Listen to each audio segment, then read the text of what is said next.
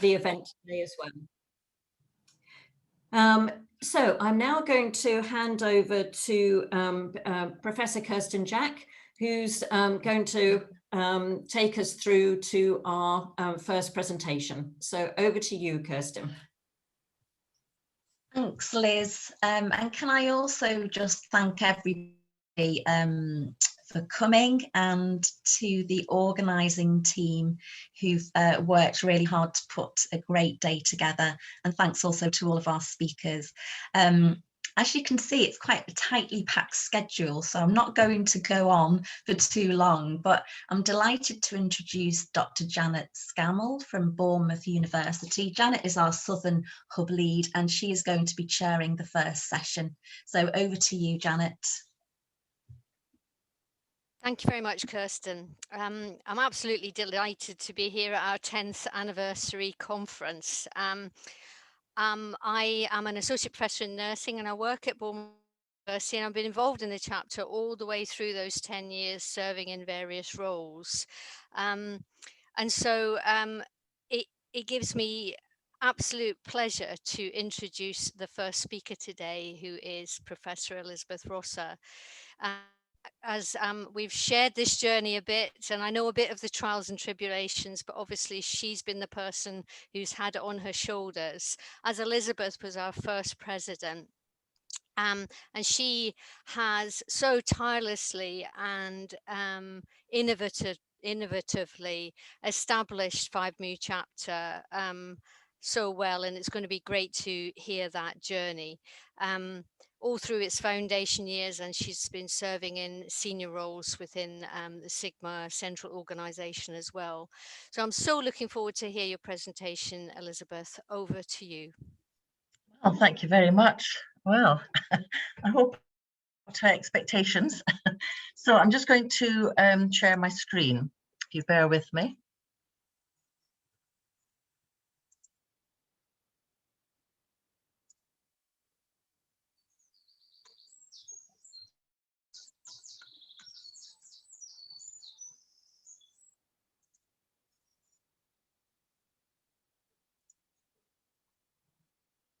Can you all see that?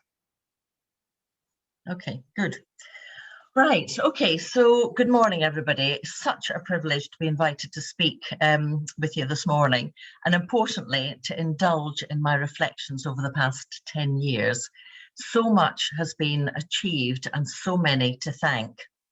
So apologies if I don't mention each one of you individually, but I know you're there, and I thank you for all you do and all that you have done. Capturing 10 years in 20 minutes is a tall order, so I will just be focusing on the highlights. I've also asked quite a number of you for your reflections over those 10 years, and so I've captured some of those. Obviously, I couldn't capture all of them, but I've captured some of them in the presentation as we go along. So firstly, I'd like to you to recognise our board and to thank them for the leadership and the immense commitment that they give to moving the chapter ever forward. And in particular, under the leadership of our amazing president, Dr. Liz Westcott, and our 3 vice presidents and hub leads which Liz has already alluded to: Professor Kirsten Jack in the north, Raluca Wagner in the Midlands, and Janet Scammell in the south. However, all board members are key to advancing the chapter. I must also ask you to recognise our host, Bournemouth University, and the Vice Chancellors, Professor Paul Curran, and more recently, Professor John Vinney. They've both supported the chapter throughout, and I think it was a bit of a risk when Paul Curran was considering whether he would wish to host the chapter, but he was most gracious in his acceptance. At faculty level at the time, we have the Dean of Faculty, Professor Gail Thomas, who generously supported the chapter in person and through the university financially, and that made it possible for us to travel across England and take the chapter nationally. This has been picked up by the current Dean, Professor Stephen T, and I thank you both personally for your commitment. And finally, the Head of Nursing, Professor Steve Erzer, who has brought the chapter into the main business of nursing at Bournemouth and made a huge difference. So thank you, Steve. Most of all, I want to thank the membership, yourselves, for your commitment, your leadership, and believing in the vision and mission of Sigma. We just want to keep spreading the word, keep recruiting to and influencing the chapter so we can make our mark locally, nationally, regionally, and globally. And one of our early board members, Dr. Philip Esterhusen, has spent many years supporting the chapter and reflected, and I quote, "In my progression to become board member, the element that is uppermost in my mind has been the unflagging support and encouragement of the chapter members in general, and that of the chapter leaders in particular. This collegiality spans time and place, and I hope sincerely we continue with that." So the beginning. Okay, so we had quite a shaky start at the beginning with two societies aligning themselves to Sigma from 2001 and 2005, firstly by Professor Carol Cox in City University in London and Ian Graham at Bournemouth. And these societies merged in 2006, and the leadership was handed over to Professor Dame Betty Kershaw from Sheffield in 2008. And Eileen Richardson has been the consistent link between the past and the present. Betty travelled to BU for every meeting down from Sheffield and worked closely with Eileen, who together invited me through the Dean to take over the leadership of the society when I was appointed as Professor of Nursing at Bournemouth, and to ask if Bournemouth University could be the host institution. So wasting no time, we launched the New England Honour Society. Chartering was a two-stage process in those days. And so on the 11th of November, we had the launch and started then disseminating the work of the society in Huddersfield and then at Liverpool John Moores University. And at that meeting, we had 120 staff and students present. And then our chartering ceremony exactly 10 years ago today. And we had that at the American Embassy under the leadership of Professor Karen Moran, who was the president of Sigma at the time, and that's her just behind myself, and supported by the CEO of the time, Pat Thompson. And here I am with the chapter leaders across Europe. There was only 5 of us, 5 chapters, as you can see.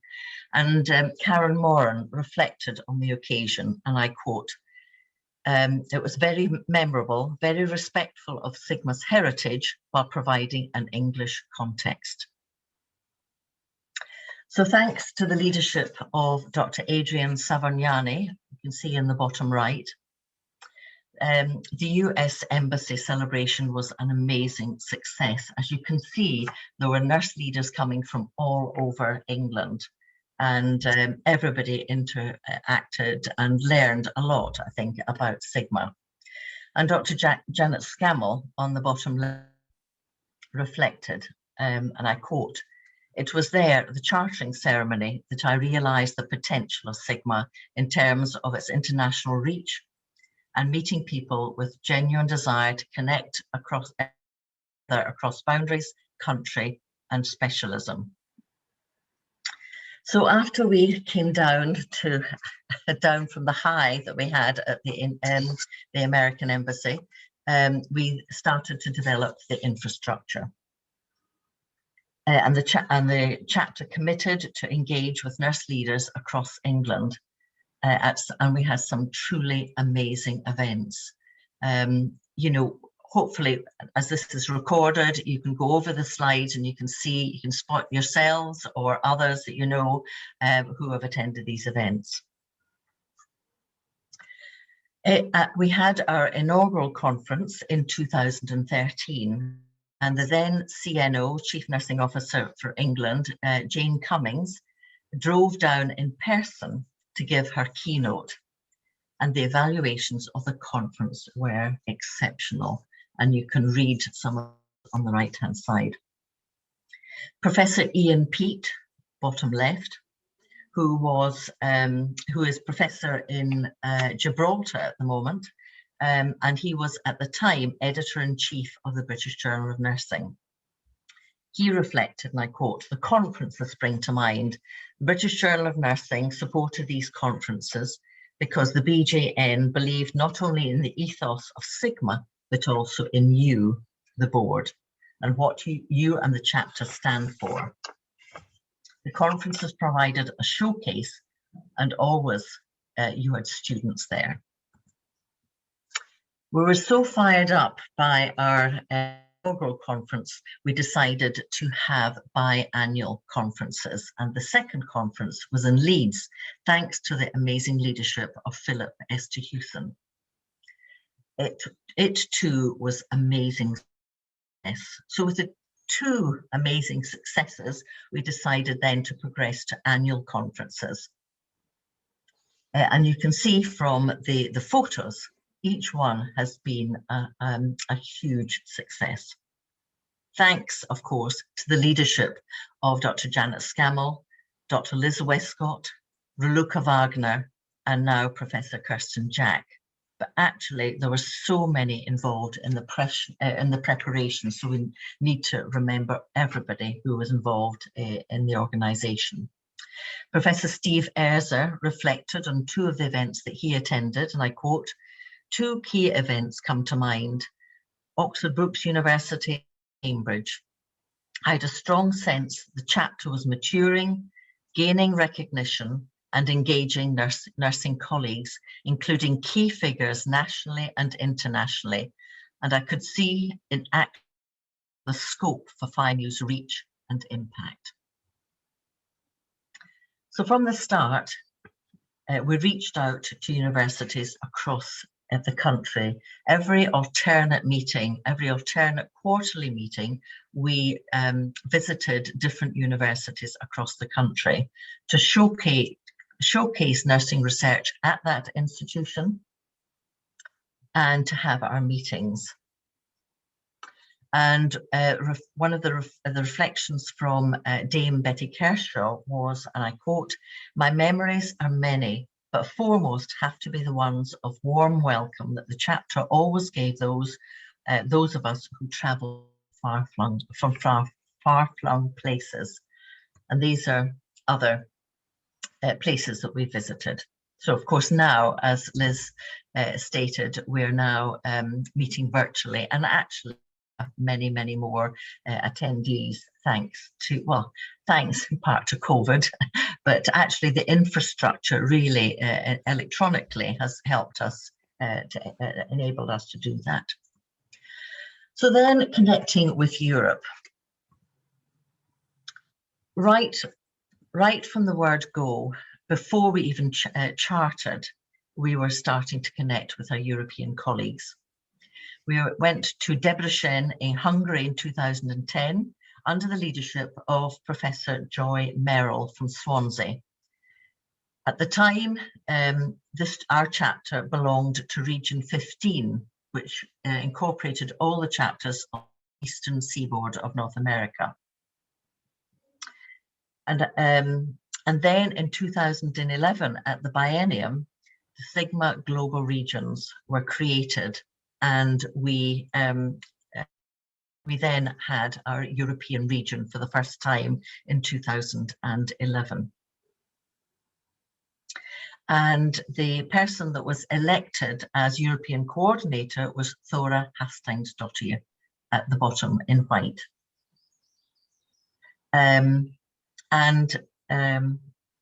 She's from the Netherlands, and in 2012 we commenced our biennial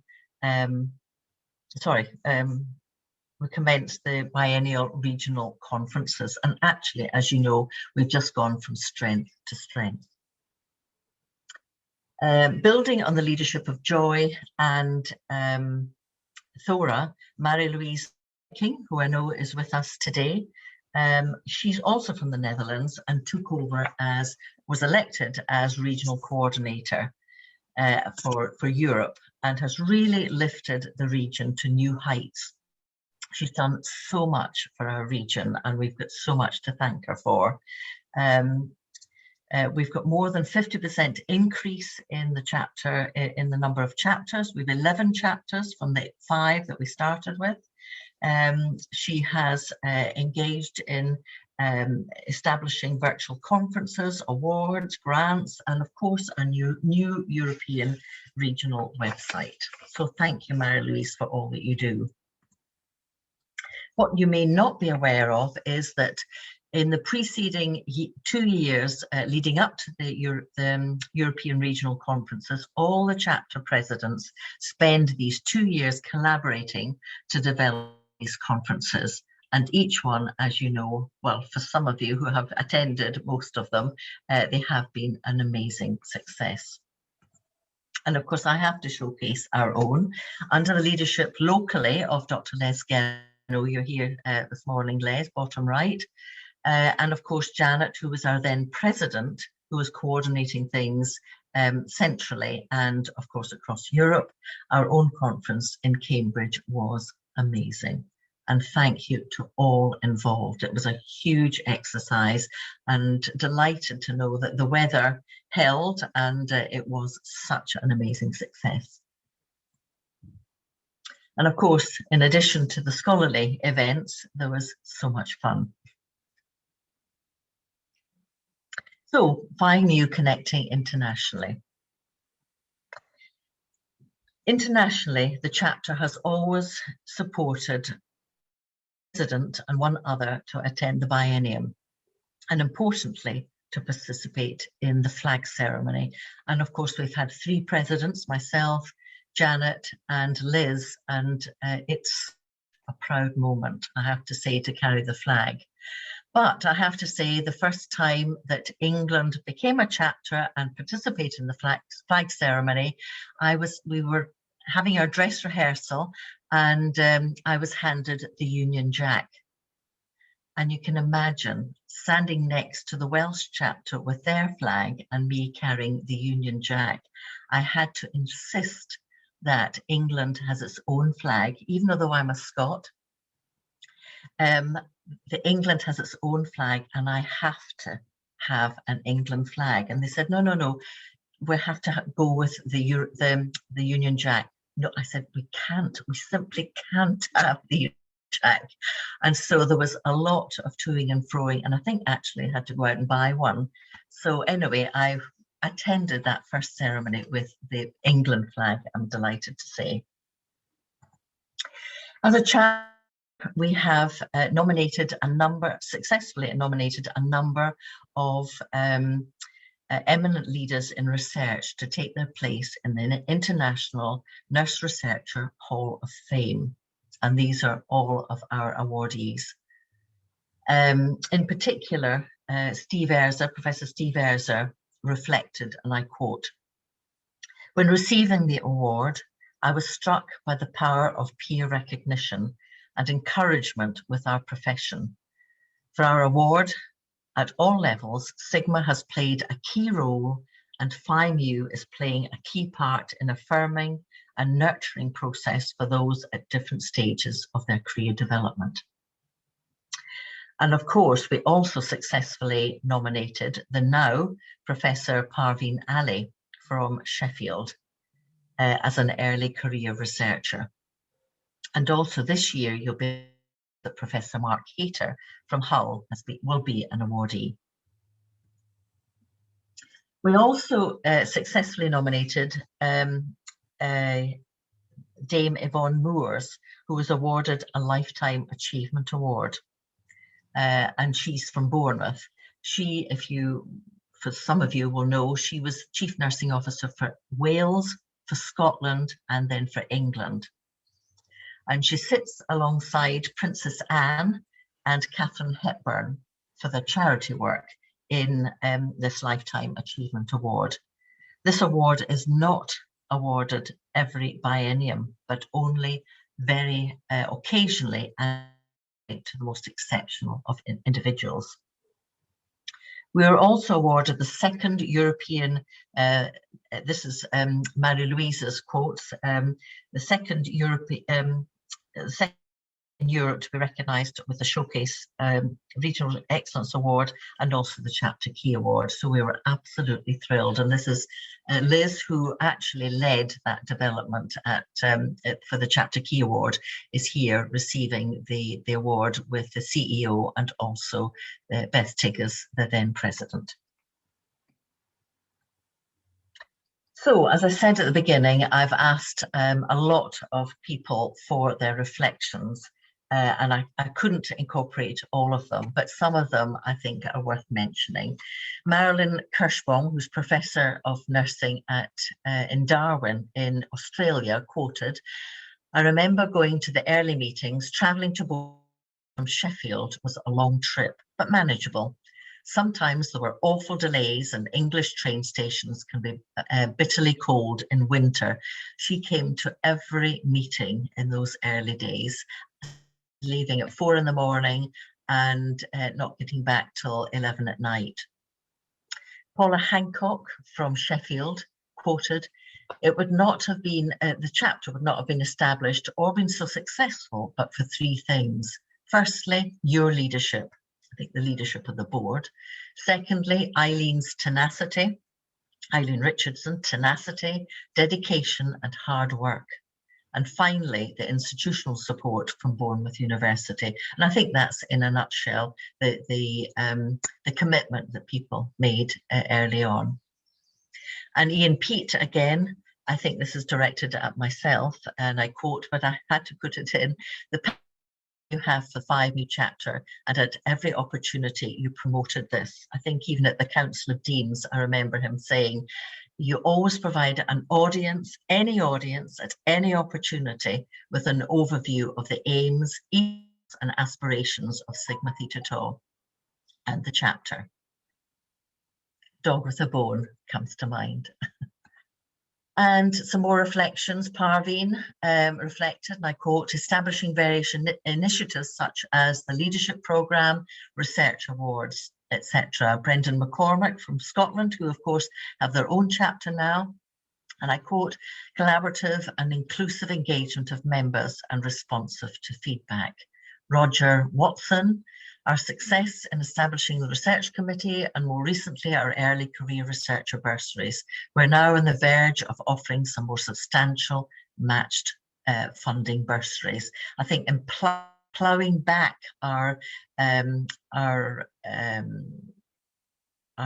finances into the membership is really so important, but we haven't been able to do that up until fairly recently, but now we're absolutely committed to doing that, to recognise our membership. And Marie-Louise reflected, "The weekly poems from Liz Westcott to infuse joy to members have been amazing. And also, the chapter has had a sustained presence on the Global Leadership Mentoring Programme, both with mentors and mentees." So thank you, Marie-Louise. So in summary, we have achieved so much. This is just a snapshot of what we've achieved. But I think most of all, the picture in this slide says it all, the commitment of our members. It's you, our members, that actually make this chapter a success. And so selfishly, my own vision for the chapter would be to be the pace setter in Europe and across the organisation to realise Sigma's vision of, and I quote, "connected, empowered nurse leaders transforming global healthcare," and in my words, using collaboration, collegiality and support. You'll be aware that 98% of the membership of Sigma is in North America, and only 2% in the rest of the world. So through our regional councils, I would like to see England with Europe strive to help Sigma be intentionally global. I think it's got a little way to go in many areas, but we're working hard, and actually through the regional councils, Sigma Central is taking on board a number of initiatives that both England have achieved, but also Europe. I would like to see through the chapter nurses who will recognise and promote nursing scholarship, leadership and practice. And I would also like to see the chapter resources to increasingly support its members. And lastly, that the chapter members will, the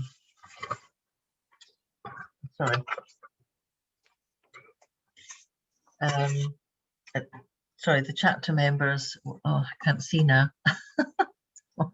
will reach out to nurses globally and develop meaningful and strategic relationships. I have to say, Sigma is a family. Going to the United States or going to any country across the world where there is a Sigma chapter, if you're traveling, you can find who the chapter president is and they will welcome you with open arms. Many people have told me this, and I have to say, the more I see, the more I am I'm in awe about the opportunity to connect with nurse leaders across the globe. So for educationalists, you can link with Sigma chapters for student exchanges, for research collaboration, for all sorts of opportunities. It's there for the taking, so use it. So thank you. I'll just stop sharing. Okay, I wonder if there's any questions. Thank you very much indeed, Elizabeth. That was, wow, what an amazing presentation of our journey. It was really incredible. Thank you for all your work in pulling that together, because it must have taken something. And all those facts and figures behind them are the fact that you led it. And I really think the moment to give you an absolutely fantastic clap. So can you all unmute everybody and give Elizabeth a clap, please? No, it's a team effort. You cannot do something like this on your own. It has to be a team effort. The board is well formed now, and there's opportunities on the board for you, anybody here, to join the board, to put yourselves forward. So take that opportunity and run with it, because it does offer you all sorts of opportunities. Thank you for acknowledging that, Elizabeth. Right, there is about 5 minutes left for questioning. If then I've got a question, as ever the facilitator does, but I'd like to invite anybody else either via the chat, or if you could just unmute and speak out if you've got a question or a comment. Janet, we do have a question in the chat if you want to take that one, Yeah. which is about what do we think is the impact Sigma in England has had in 10 years? All right, that's a good one. Sorry, that's a hard one for you, Elizabeth. Can you just repeat that again? Sorry, I didn't quite catch it. What's the biggest impact that Sigma in England has had in 10 years? Well, people had, nurses had not heard of Sigma. I have to confess, when I started at Bournemouth University, I had never heard of Sigma. I had heard of the Journal of Nursing Scholarship, of course, which is a Sigma-run journal, but I didn't know anything about Sigma. And now nurses, leaders across England not only know about Sigma, but have welcomed us into their hallowed walls. And hopefully in the future, we will have many, many more leaders in practice, because although Sigma has always promoted chapters at university level, they're starting to open up now and recognize that actually it's not leadership for its own sake, it's not scholarship for its own sake, but to support nursing practice, and nursing practice is where it's at. So I'm hoping that through the critical mass that we have, and by virtue of seeing all these faces on the screen today, that that we are having an impact, not just on individuals, but actually in those institutions to promote leadership and scholarship for nursing, that practice will come on board. Thank you very much, Elizabeth. I really agree with that.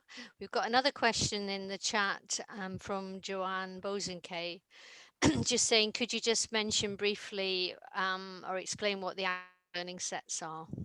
Of course, yes, thank you, Joe. Myself and Parveen Ali run an action learning set for established and emerging and established leaders, and some of the action learning set in the past and present are with us today. I'm delighted to say the action learning set brings together members from the chapter, and you have to apply for this, for a position on the action learning set. It's a year-long action set where members share leadership issues, their own leadership issues, and the group problem solves those issues in a very confidential and collegiate way. And I have to say, we're now on the 3rd year of the learning set, and they're just from strength to strength. I am truly amazed at the collegiality, the problem solving, the way that we are caring for our leaders, understanding those issues, those problems that that leaders are facing in nursing, and supporting them through it. So I would urge you, when we come to the end of the year and the applications go out, to put yourselves forward. Joanne was a member of our last year's action learning set, and I hope you'll agree, Joe, that we had an amazing sense of collegiality. And in fact, got a publication in the Journal of Nursing Scholarship about COVID and its effect on nursing leaders. Thank you very much, Elizabeth. We're nearly out of time. If you were going to give your top tip to somebody who wanted to, as you did, more or less start a chapter from scratch, what would your top tip be? You have to get others on board. You can't, this is not a lonely, it is a lonely furrow for the leader taking it forward, or it can be, but you need people around you. I needed the people. I see Vanessa Heaslip here. I need Steve Erzer. The people who at Bournemouth University really did work with me to galvanize the establishment of the Honour Society, first of all, and then the chapter. And now we're not relying on Bournemouth University. Of course, Bournemouth University is our host, but we have many more colleagues, esteemed colleagues around the country. But you need to galvanize a critical mass of individuals, of like-minded individuals, and help you take things forward. Okay, well, many thanks. You've really started off the conference brilliantly by thinking back over what we've achieved, and thought also a bit about where we might go in the future. So can we just offer you a round of applause for your presentation? Thank you so much. Thank you for indulging me, I have to say. Thank you, Liz. Kirsten, sorry. Oh, thanks, Janet, and thanks, Elizabeth. That was amazing. I've learned so much, and we're only at 11:15, so thanks so much for starting us off in such an amazing way. So, keeping with the schedule, we're just after 11:15. So I'd like to introduce my colleague Raluca Wagner, who is our Midlands Hub lead, and she's going to be chairing our next session. So over to you, Raluca. Good morning everyone. Good morning, Kirsten. Thank you so much for having me here. And I was just reflecting after Elizabeth's talk, how humbled I feel to really be amongst you. So thank you again for giving me this opportunity. As Gerten said, my name is Reluka Wagner. I am the Midlands Hub Lead and the Vice President of Phi Mu chapter. But first and foremost, I'm a intensive care nurse, so quite the clinical side that we bring together. Today, I have got the honour to introduce our next speaker, and it is Professor Gemma Stacey, the Director of the Academy at Florence Nightingale Foundation. Now, I had the opportunity to meet Gemma only a student, and I've been impressed, and I've been following Gemma since then. She's really inspired me. Gemma is a mental health nurse with a vast background in academia, and worked as an associate professor at the University of Nottingham, fellow at the Higher Education Academy, and visiting professor at the University of Derby. But also, Gemma's personal research and practice has focused on psychologically safe spaces for healthcare workers, which promote this transformational learning, the well-being, and also enhances patient safety. Well, this is really important because Gemma currently leads an extensive program of commissioned leadership development, and she will be talking to us about creating coaching cultures to enhance leadership at every level. And without any further ado, I hand over to Dr. Gemma Stacey. Lovely. Thank you so much, Reluka, and thank you all for the invitation to speak to you today. It feels like the values and mission of Florence Nightingale Foundation are so aligned with Sigma, and I share the honour of having Dame Yvonne Moores as our chair of the foundation. So my immense privilege to be working under her leadership. So I'll just share my slides with you. Can everybody see that one? Is that okay?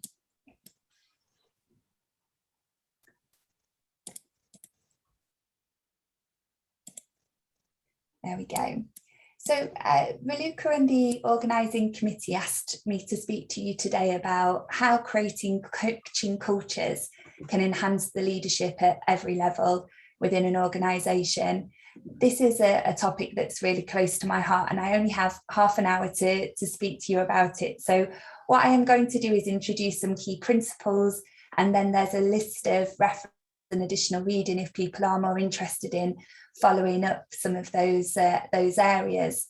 It's something that the foundation promotes significantly. It's coaching is part of and integral to all of our leadership development programs. And more recently, we've launched, well, at the beginning of the pandemic, we launched a virtual peer coaching process that's called co-consulting. And this is where Reluka and I reconnected most recently, and also how we have supported over 2,000 nurses and midwives throughout the pandemic through peer group coaching. So I'm going to be sharing with you a little bit about how we can use coaching to influence culture and promote leadership, and also some underpinning theories that support the evidence base that's generating in relation to how coaching cultures can impact on retention and issues of patient safety. I'll then move us into a bit more of a practical place, and I'll talk you through the method that we use at the foundation, and some insights into the way in which we structure our sessions, in hope that you may be interested in taking this further. And I know that the team did circulate a handout which explains the structure of our sessions. So if you have that to hand, that'll be really helpful at that point in the presentation. So when we start off talking about what a coaching approach means, for those of you that haven't been involved in coaching either as a coach yourself or as a recipient, the underpinning philosophy of coaching is that the person being coached has the resources within themselves, and given the right environment and with the right prompts and questioning, they can uncover the right solution for them to the issues and challenges that they're experiencing. And ultimately, coaching uses a very non-directive approach. It's very much about enabling that person to find their own solutions and to exercise their autonomy. The skill of this in terms of a leadership quality is how that decision and that conclusion fits with the organisational values and mission. And the only way that that can be achieved is if we create what we call a coaching culture within the environment. So it's not just about how we interact with individuals in a formal coaching setting, it's how we use a coaching style to inform our strategy, our policies and processes, and it becomes the way we do things around here. A coaching approach is embedded in the culture of the organisation.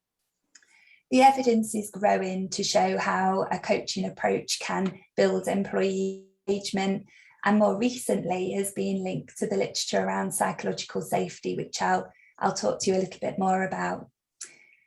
So the coaching culture is about that way of coaching being integrated into the fabric of an organisation.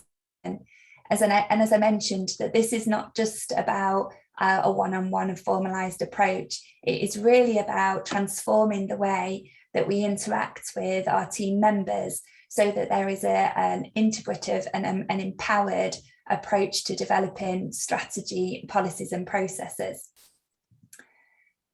The evidence shows us that where we don't have this kind of culture and where there is much more of a top-down approach to leadership, that our teams describe high levels of stress. There's a lack of confidence to make decisions, and so our team members look upwards for decision-making processes. And as a result of that, there's high dissatisfaction amongst team members. And what that results in is all the things that you would imagine: high absenteeism, turnover, and a sense of people being generally unhappy. And do come together in groups, the nature of those conversations tend to be very cyclical. We're stuck with the same problems and issues and feel like people are generally moaning. And the other interesting area is that's seen in cultures that don't promote a coaching approach is that actually where there is poor performance, that there's no forum for this to be addressed, and so it's actually tolerated by the organisation and goes unaddressed and leads to further and more significant issues. So I mentioned before, more recently, coaching has been linked to a whole concept of psychological safety, and I've popped a couple of references here for you to read more about this concept. I'm a massive fan of Amy Edmondson, and there's a link there to a YouTube clip. He describes psychological safety far more eloquently than I would be able to, so I would recommend having a listen to her TED Talk there.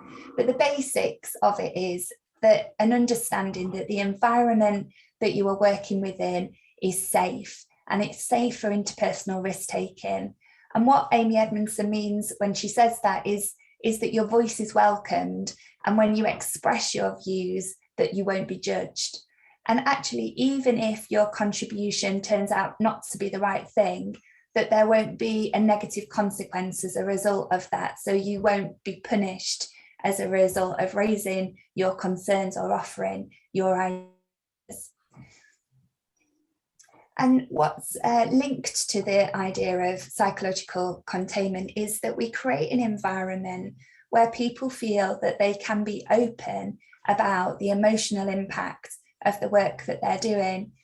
And we could argue that that's never been more important than it is now in the phase that we are at in responding to the pandemic. But I would argue that this has always been central to our workforce. It's just that it's taken the pandemic to put the spotlight on workforce well-being, and all of a sudden this now feels like something that we need to pay attention to.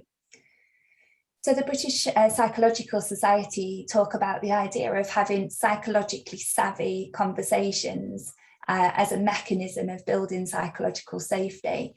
And it's really important that we distinguish that this is not about a mental health intervention. This is not therapy for anxiety or depression. It's really just about noticing in our colleagues and our team members and also our senior leaders the emotional response that they're having to the work that they're encountering, and an invitation to enable that person to share those emotional responses. And our responsibility as the person receiving that is not to be overwhelmed by it, but just simply to validate and empathise with that person's experience. And this is described as providing a psychological containment. And what the British Psychological Society say to us is, for a vast majority of employees, this is all that will ever be required in order for them to be able to respond to the emotional consequence of their work. A small number will go on to need further support and specialist intervention, but we shouldn't be medicalising their response. Actually, this is a natural human reaction to what have been very difficult circumstances, and all of us have the capability and skills to notice that in each other and offer each other this psychologically savvy safe space where we can explore those emotions, and coaching can be a really great environment for that.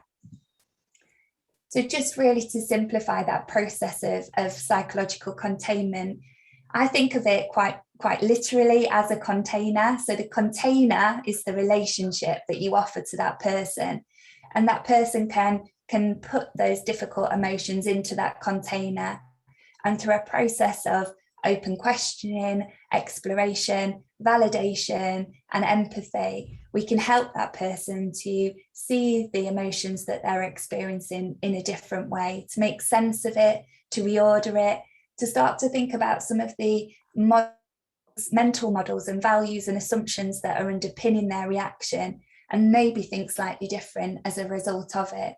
So when that then is given back to that person, when it releases from that container, it feels like something that they are able to move forward from. And people described as feeling less stuck with a difficult situation. So that's what we are able to offer. But just to reiterate, this isn't about a mental health intervention, nor is it something that a specific formalised coaching qualification is needed for. This is just about how we can interact with our colleagues.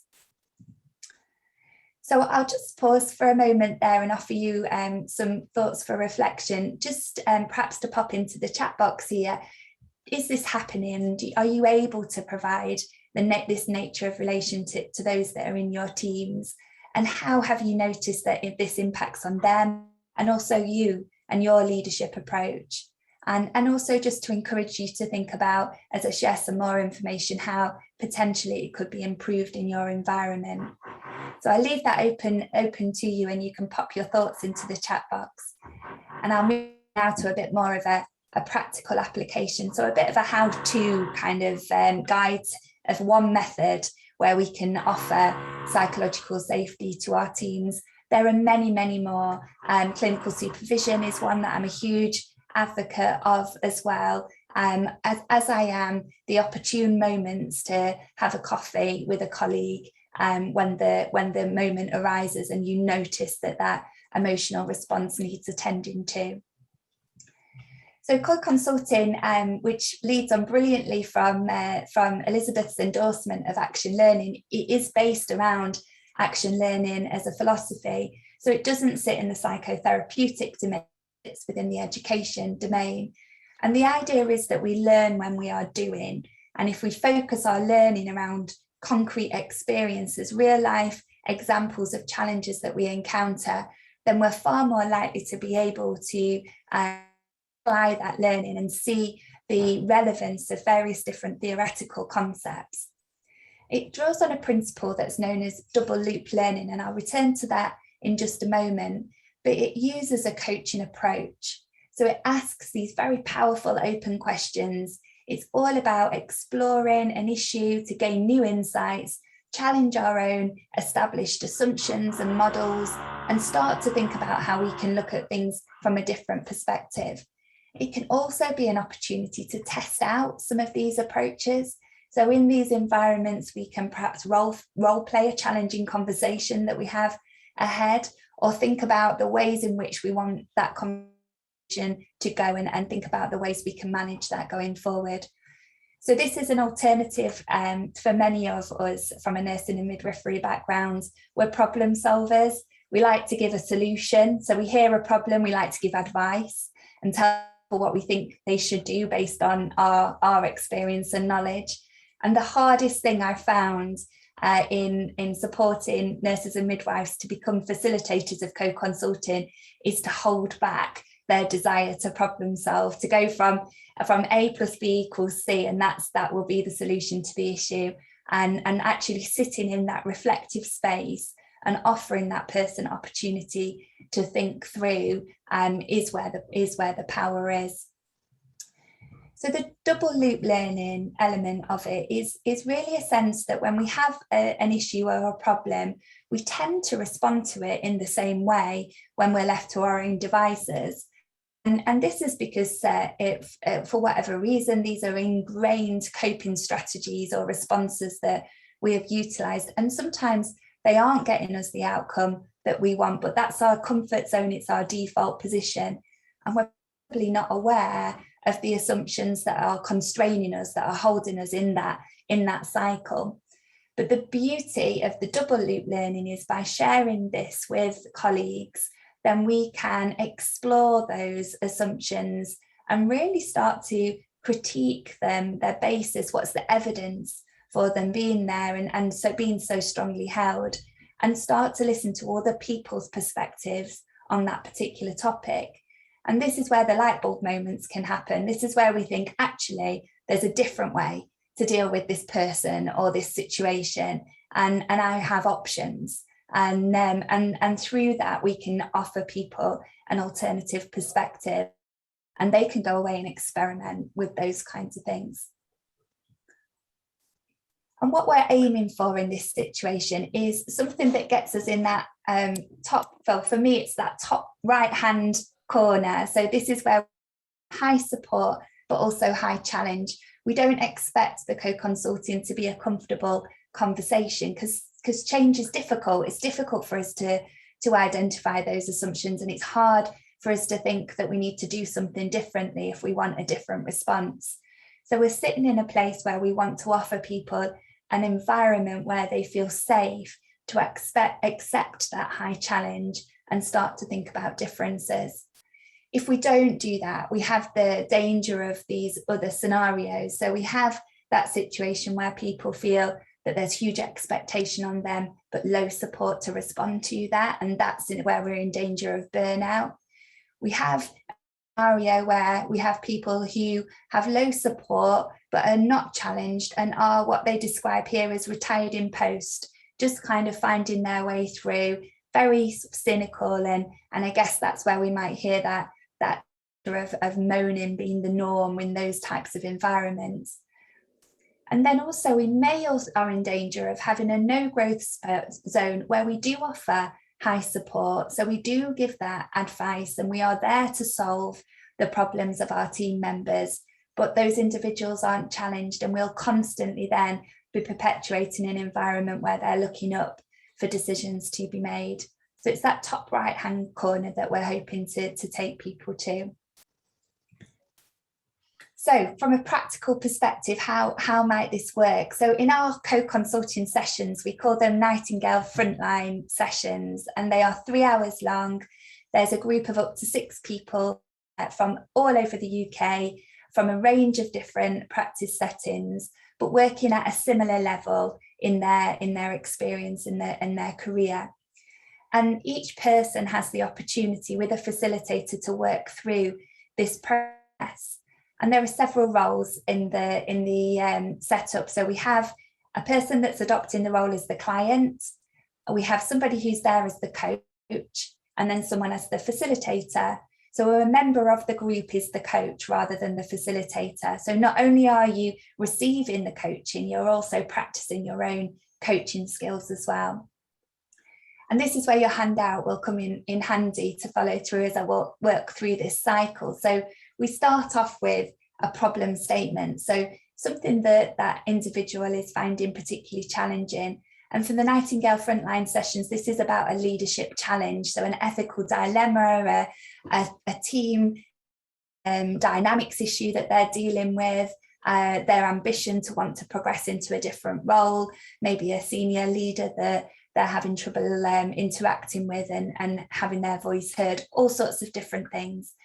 And we encourage them to give a problem statement in just a couple of minutes, We don't ask for the full story. We don't need to know what they ate for their lunch that day, or the wider context to the issue. It's really just about understanding the problem as it presents to them.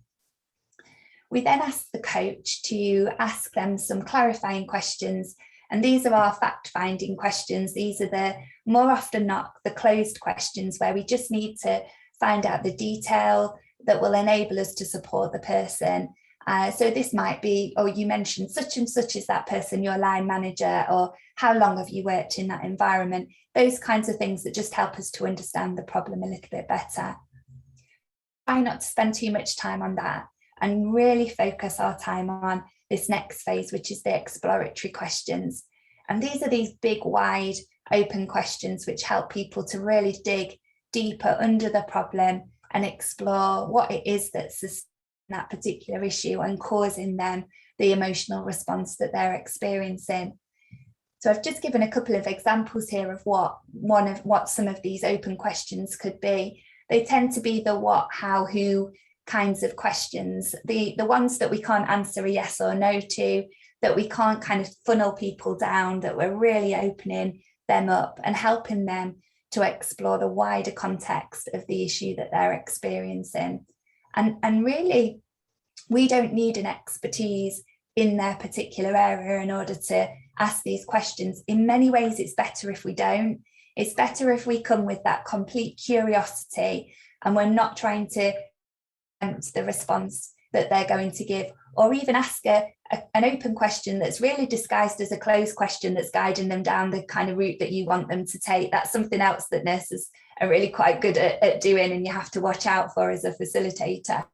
So I tend to think about how my 10-year-old son would ask me a question with complete curiosity, has no preconceived ideas about what the answer is going to be, and just be really, really interested and attentive to what that person responds.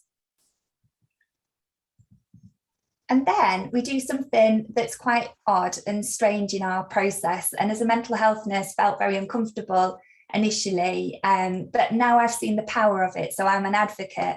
But we ask the person who is the client at that point to either, if we're in a room together, to turn their chairs around, and so we can't see them and they can't see us. Or if we're doing this via a platform such as this, then we ask them to turn their camera off. And the whole group then has a reflective discussion about what they have heard.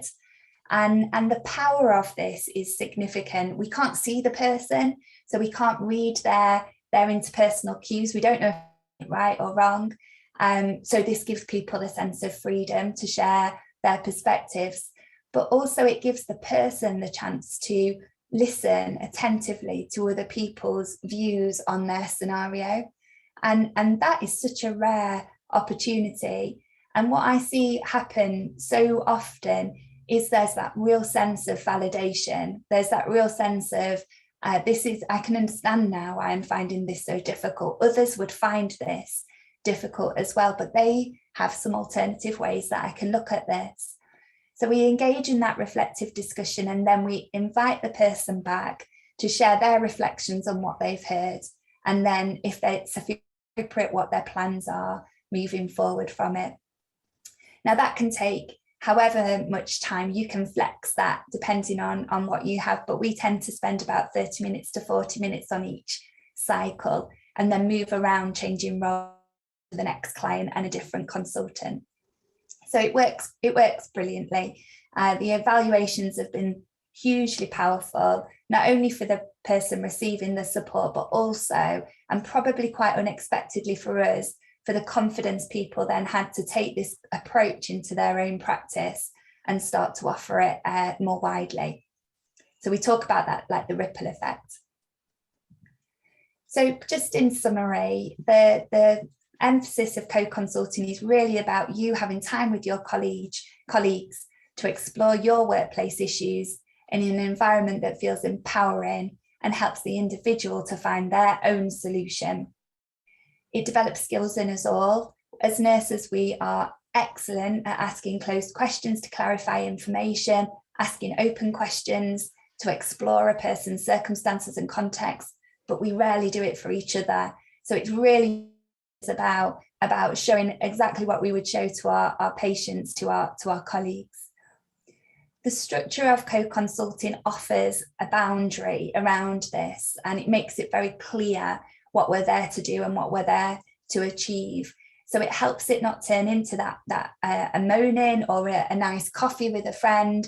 This is about a structured learning process, which will involve high levels of support, but also we should expect to be challenged. There's these 3 roles, so we have to think about preparing people for each of these roles, and we make sure that we keep very strictly to that time structure.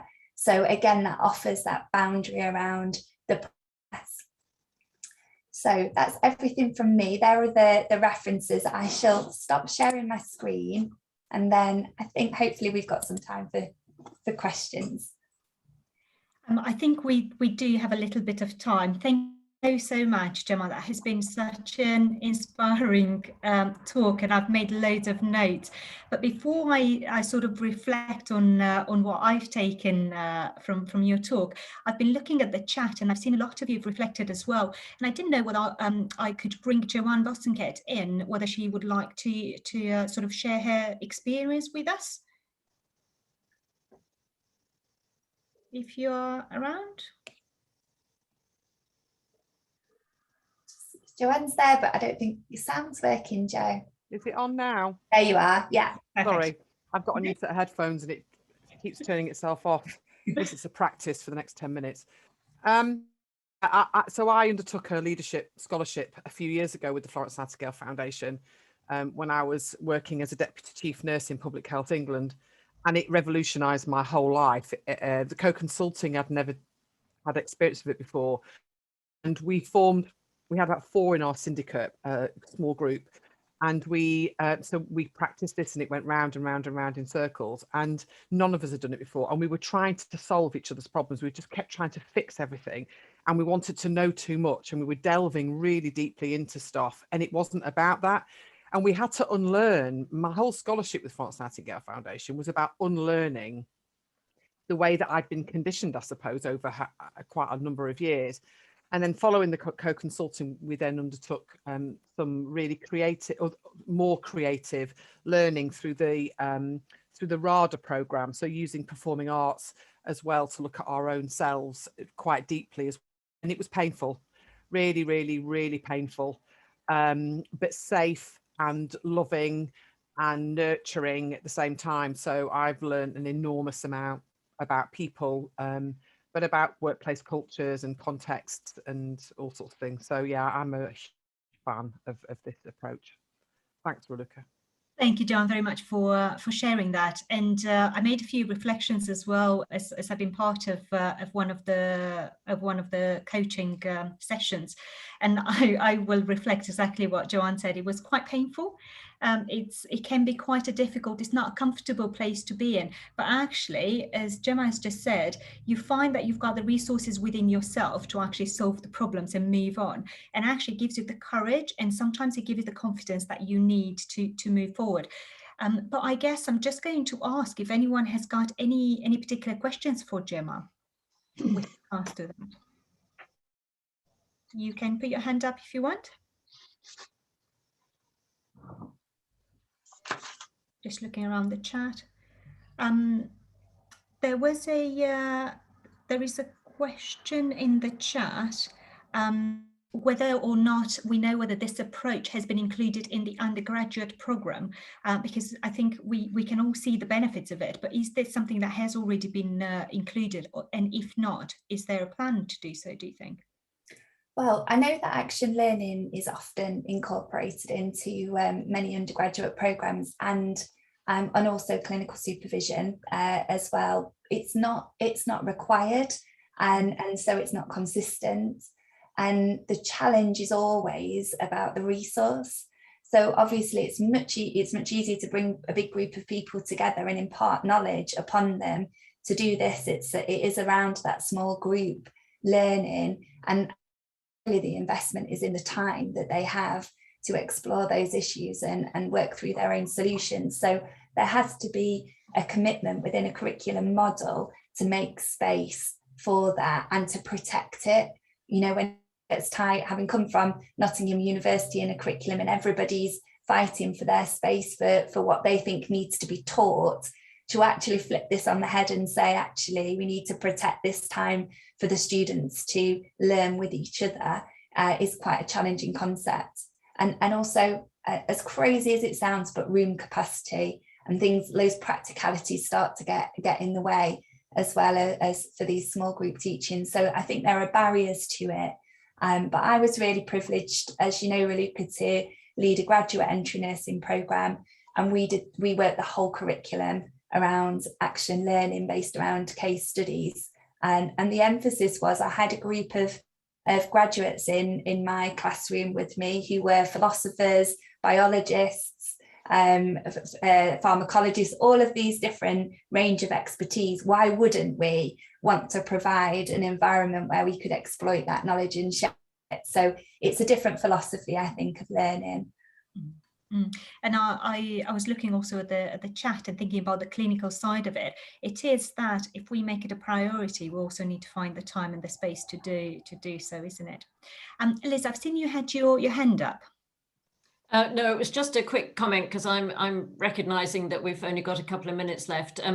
My doctorate research was in looking at coaching for nurse managers, Gemma. And so your fabulous presentation has echoed so many of the experiences that I had when talking to nurse managers. And I just wondered very briefly how you felt we could influence organisations to invest in coaching for, particularly for that first line manager role, because it seems so key to helping them in their leadership development. And a lot of organizations just think, oh, it's too much money, we're not going to do it, but they just don't see the return on the investment that you get from doing it. So absolutely, Liz, and you know, it's interesting. So our model of the Nightingale Frontline Service is that organisations pay £5,000, and that enables them to access 30 sessions for their staff members. And they can be allocated across the whole of the organisational hierarchy. What's really interesting is that the team leader level, so the ward manager level, is the most popular. They book out the most, and anything above that, people don't tend to use those sessions. So it's almost like we'll offer this to others, but we won't necessarily seek it out for ourselves, which I think is really interesting dynamic. I'd be really interested to hear more about your research, Liz. But our experience has been, it hasn't been difficult for organisations to justify the cost. We've been absolutely overwhelmed with the demand of the service, but the time for people to attend and the permission to prioritise it has been the most challenging aspect of that. And I guess one of the issues is if they don't see their senior leaders prioritising that, then they're not necessarily seeing that as something that they have permission to undertake themselves. great, thank you. That's very interesting. And I'm mindful that perhaps quite a few of us will have a few more questions, and I'm also mindful that we are quite a good network. If we have any more questions for you, Gemma, would we be able to send you some questions around? Okay. Absolutely, yeah, absolutely. Feel free, and we can share the slides, and feel free to drop me an email. Perfect, lovely. Well, very, very much, and I'm just mindful. Sessions. Okay, sorry, Kirsten. We No, just met not that is Portuguese too, and we didn't know him before, so we just, introducing ourselves. Thank you. Sorry. No, I'm so sorry to interrupt. It did sound really interesting. So our next session, I'm absolutely delighted to introduce Joanne Bosanquet. Joanne is the CEO of Foundation of Nursing Studies, and she's chairing our next session, which is a round table discussion. So a slightly different format to what we've had already. So over to you, Joanne. Thanks, Kirsten, and welcome back, everybody. And it's just so delightful to hear everybody chatting and getting to know each other. And, it's lovely. The energy, even on a 2D format, can be fantastic. So let's just pretend we're in a room together. We'll give each other a great big hug, spread some loving kindness around, and it's a delight to be here. So, yeah, hello, my name I'm Joanne. I am the Chief Executive at the Foundation of Nursing Studies. I've just been in post just a little over 2 years. and it's been a roller coaster of note. Gosh, for lots of different reasons. And I've been a Phi Mu chapter member, I think, for about 3 years now, maybe coming into the 4th year, can't remember. But it's again, I mean, you know, what a phenomenal journey that's been. So Sigma and our chapter specifically really is growing into a really important part of my professional life. I am hugely thankful to the board, president and hub leads. You know, they're unwavering, their passion and energy is just fantastic. And, you know, membership encouragement of chapter members through our recently completed and very nurturing action learning set. That was facilitated by Elizabeth and Parveen. You know, that gave me the confidence to write this editorial, which I've put it in the chat box a bit cheekily, because I really want you to think about what I'm writing about. I have never laid my soul so bare and been so vulnerable in all of my 30 odd years of nursing. And I am pretty proud of it, to be frank. It's taken me months to write that thing, and I'm pretty proud of it. So please do follow the hashtag Nurses Wellbeing for that. So I'd like to introduce you to our amazing panel. Photographs are up here for you, and if I'll just briefly introduce you to them, and then we'll go around. Each panel member will give you about 5 or 6 minutes worth of their reflections and insights, and then we'll conclude at the end. So first up, we have the fantastic Enrique. Then we've got Gary. Then we've got Raluca, and then we've got Pedro. So that's Enrique first, then Gary, then Raluca, then Pedro. I'll chair the session, hopefully keep us to time. And so over to you, Enrique, if you can introduce yourself and share your reflections on Sigma and your fascinating global journey. I'll put myself on mute. Well, thank you ever so much, Joanne, and for the opportunity to be here. It's really a pleasure, and I'm really humbled, as I say, for the opportunity. I'm Enrique Castro Sanchez.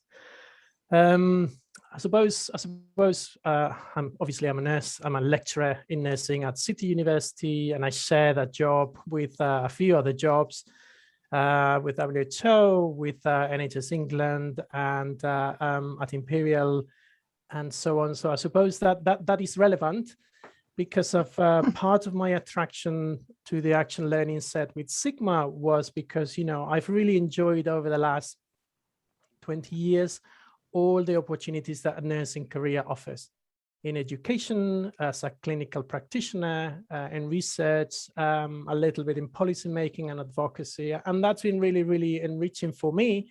And I've grown massively. However, that's also meant that sometimes I felt a little isolated, a little bit unsure about where to take my career, where to fitting as a nurse, where to fitting as a nurse manager, or as a nurse researcher, as a nurse leader, and so on. And it took some time for me to sort of feel comfortable with that assumption about that isolation in a way. That was powerful, and I've come to realize how powerful that isolation was, thanks to the action learning set.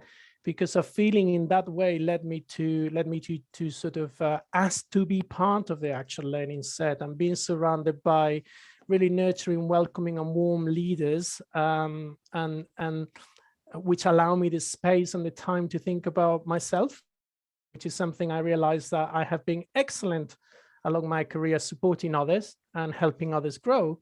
But I hadn't given myself the time and the space to grow. I hadn't been kind to myself. I hadn't been person-centered to my own person, if that kind of makes sense. So that was a really powerful recognition for me to use the action learning sets, to be allowed to be part of that action learning set, to give myself time and kindness to think about, well, what is it that makes me happy as a nurse?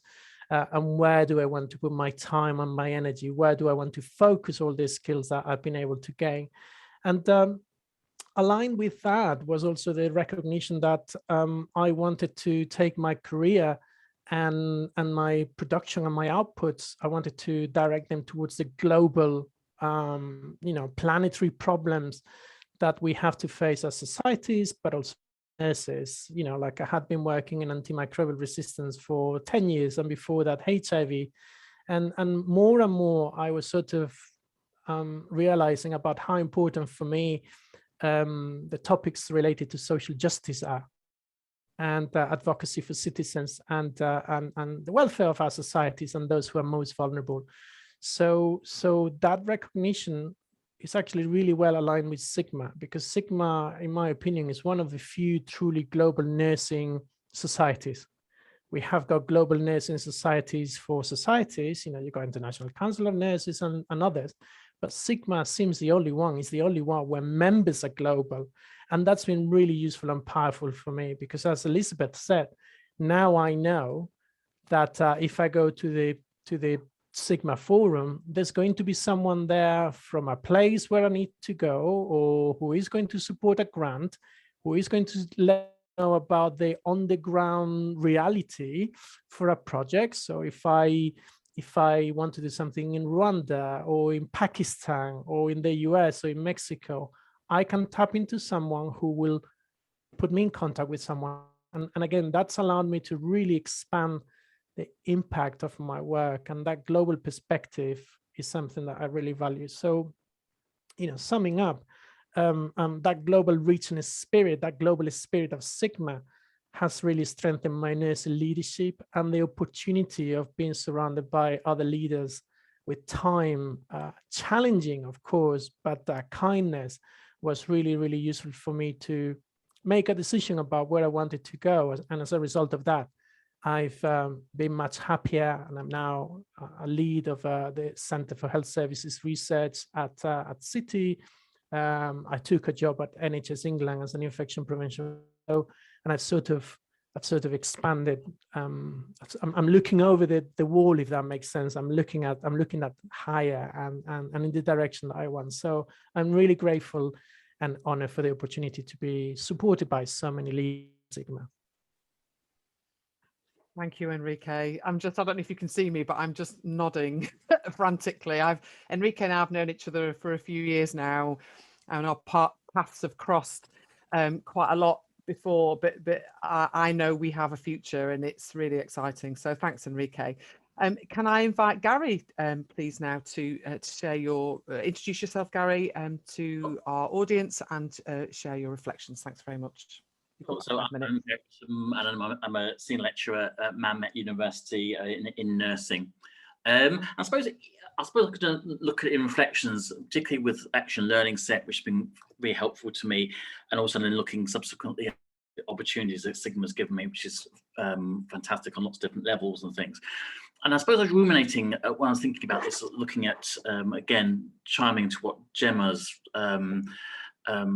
slides were saying, etc., and talk about coaching and thinking about, and also about a title that Joe said about looking at person-centered approaches.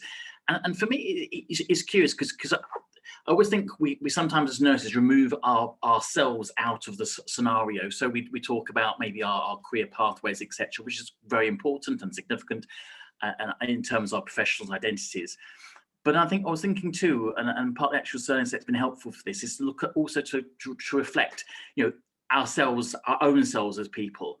So my history will be, a gay dad, my oldest child has got learning disabilities, I experience quite homophobia, I live with depression that can affect my style of leadership, at times.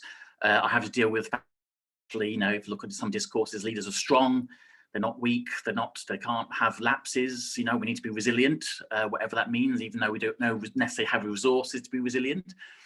And I think all those aspects have a big impact in terms of how we lead or our capacity to lead in certain ways. But also, and I'm thinking about the action learning set, I wasn't looking for psychological support, I can get elsewhere, but the psychological safety, I think, is one of the key things that you mentioned about coaching and things too, because again, it's that safety allows one to explore that, because you're working with nurses, there's lots of shorthand, lots of clinical situations, or people are aware of that, kind of like they've worked in the NHS, they've worked that, so that it lets you not necessarily have to focus so much on that. But I think a lot of it is, connected with knowing yourselves, a bit like what Joanne was saying about, it's quite painful. But it's how, in some ways, problem solve in a very supportive environment, acknowledging those things that actually affect you in a quite intimate way in your own professional life. And I think sometimes we kind of think separate that too much, kind of thing, within nursing practice, and I suppose the objectivity and subjectivity views of it.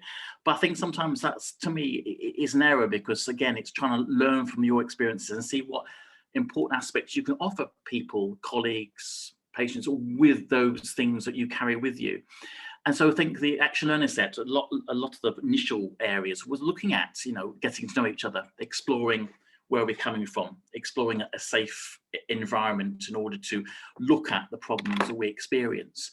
And so I think in that sense too, I think it's really helpful, and that following on from, the Action Learning Set, looking at coaching in that way, I think it's really important, and for me, it's trying to, encapsulate that within organizational levels where we work to trying to support that. And from the Action Learning Sets, from Sigma, it's great to make contacts in the States and stuff, writing papers and things, looking at the research committee, working with that and things. So it's been really helpful, because it's expanded my horizons, and also it's looked at, working with different people, seeing how people work, how they work differently, seeing how they perhaps solve problems, and thinking about, okay, well, I can see that perspective. I never looked at that before. And I think that's really, really helpful, because it stops the silo working that we can often live in. So I think in that sense too, I think stigma is great, because I think especially when you get to more senior levels, the isolation, professional isolation, and just isolation generally can be really quite difficult to manage. So I think on lots of different levels, Sigma to me is really important. Have I run out of time now? I'm not sure about rambling on. How am I doing? Sorry, you're muted. This is not working now. Oh, sorry. No, that was absolutely spot on. No, you've got another minute or so. I was enjoying it thoroughly. You can carry on for a bit. Okay, yeah. So I always think that kind of that element as nurses, and that's why I always think get a bit anxious about resilience, etc. Thinking, is that a way of just are you tough enough to cope with COVID? If not, then is this the right career for you? Rather looking at maybe the structural issues, discrimination, structural issues, the racism, the gender difficulties and things. So always thinking about that. That always mindful in my head. Or do we personalize leadership and not look at the wider issues on which we are attempting to lead people, ourselves, groups. And to me, that's one of the key things I think sometimes we can miss, because I think and look at some of the structural challenges that I think are really important, and which leadership takes, whichever context, whichever country one's looking at, and whichever cultural context one's looking at. Thank you, Gary. Thank you, Gary. That was fantastic. Gosh, there was so much in there. For our colleagues on the line, I am watching the chat box. If anybody does want to put some reflections in the chat box, that would be fantastic. And if you've got any questions that you want to pose to our panel towards the end, kind of 5 minutes of the session, please do that. But thank you, Gary. That was brilliant. Raluca, you're up next for your 5 minutes. Thank you very much. Thank you very much. It was really interesting to listen to both of you, Enrique and Gary. And my reflections are from about, I think, 18 months now since we qualified. Pedro will confirm or not. About 18 months, isn't it, give or take, that we've been qualified. So I wear several hats, and my main hat is that by day I'm an intensive care nurse. And this has been a tough job, as you might imagine, during this time, but it has taught me camaraderie. It has taught me compassion. A variety of clinical skills which come without saying, but also it has taught me how to deal with loss, with grief, and how to put patience into everything that I do. But Sigma, in this particular instance, in this particular job, has given me the opportunity to actually link with different people across the globe in a group that we have, talking about different skills and how we do different things. So it's absolutely incredible how we can link with different people across the world to talk about how do we tie NG tubes. And for me, coming from a primarily clinical side of it, it's been absolutely grateful to that. And to sort of get that information, that support from them. But the other thing that I've always been, and I think I've been as a student, is curious. And I'm very, very grateful to Liz Westcott for the coaching and the support and all the guidance that I've received throughout my student years and since I've qualified, because through that I've applied and I've been successful to be a Midlands Hub Lead, and that has helped me develop my leadership skills, link with different people, but also, and I think the most powerful thing that I could find is that I was able to connect different people within the Sigma, and it's great to see those collaborations working. Just the other day, one of my colleagues that loves disaster nursing, I've just connected with somebody else who was a presenter in one of the conferences. So it's those amazing things that I've been able to do because I'm part of Sigma. From a leadership point of view, because I've been curious, I've sort of decided that I'm going to invest my time, my free time, away from the intensive care one, to do things that I'm passionate about, to put myself in situations where I can learn from people, from institutions that offer and sort of offer my skills and expertise a little bit as much as I can back. So as I said, with being the Midlands Hub Lead, it's been great and it's been amazing to be able to do so. But also what I've achieved in the last 18 months for being qualified is to be appointed one of the trustees for the Council of Deans of Health. For those who don't know, the Council of Deans is the charity now that represents the higher education institutions and further education institutions in the UK that influences policy. And it's great to be able to be part of that institution alongside Sigma, what is a global institution that Enrique was talking about as well.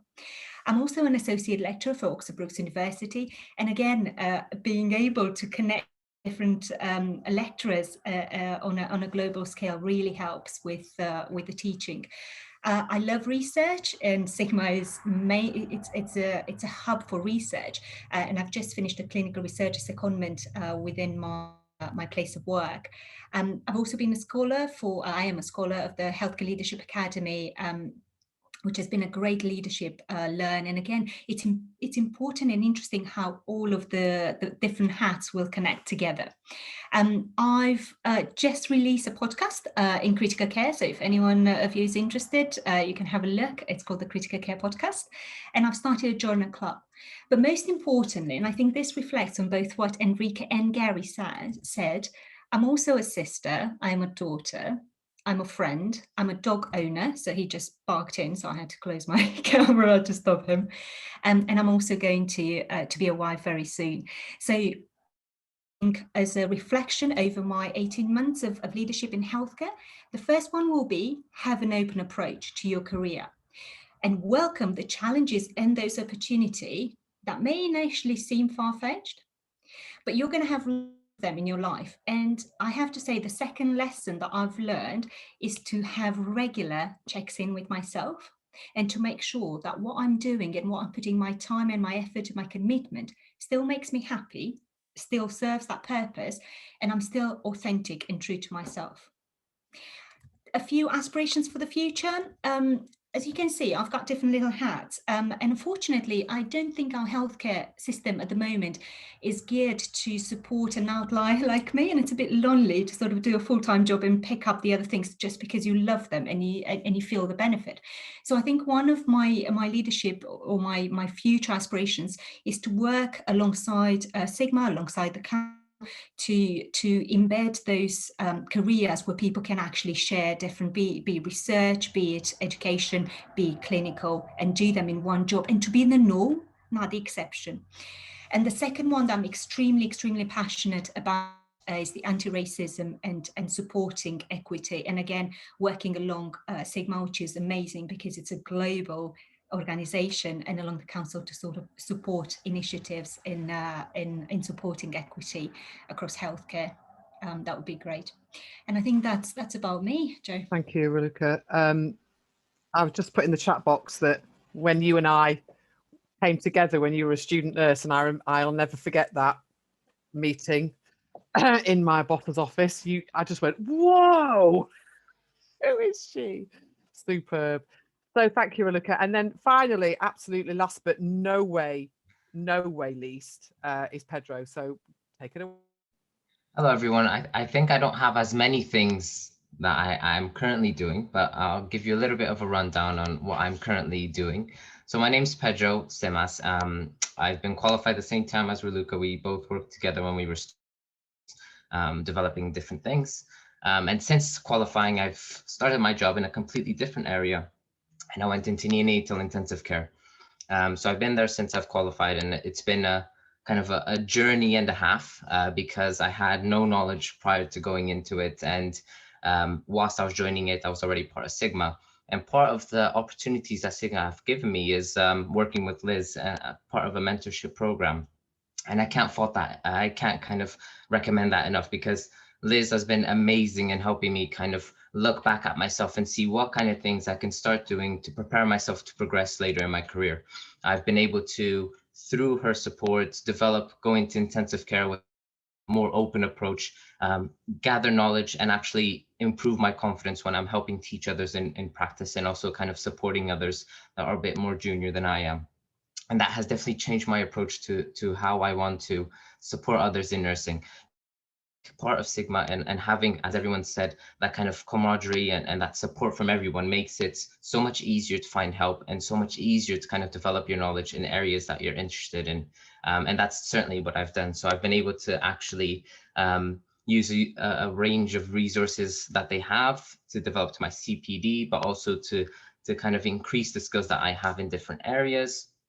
And then Sigma also gives you a different type of role that I wasn't expecting. And I've been for a year and a bit part of the finance committee of Sigma, and I've been able to develop skills that I didn't know I had in terms of kind of managing budgets, but also working collaboratively to see what kind of things we can do to improve the finances, but also increase the intake of new kind of members to Sigma.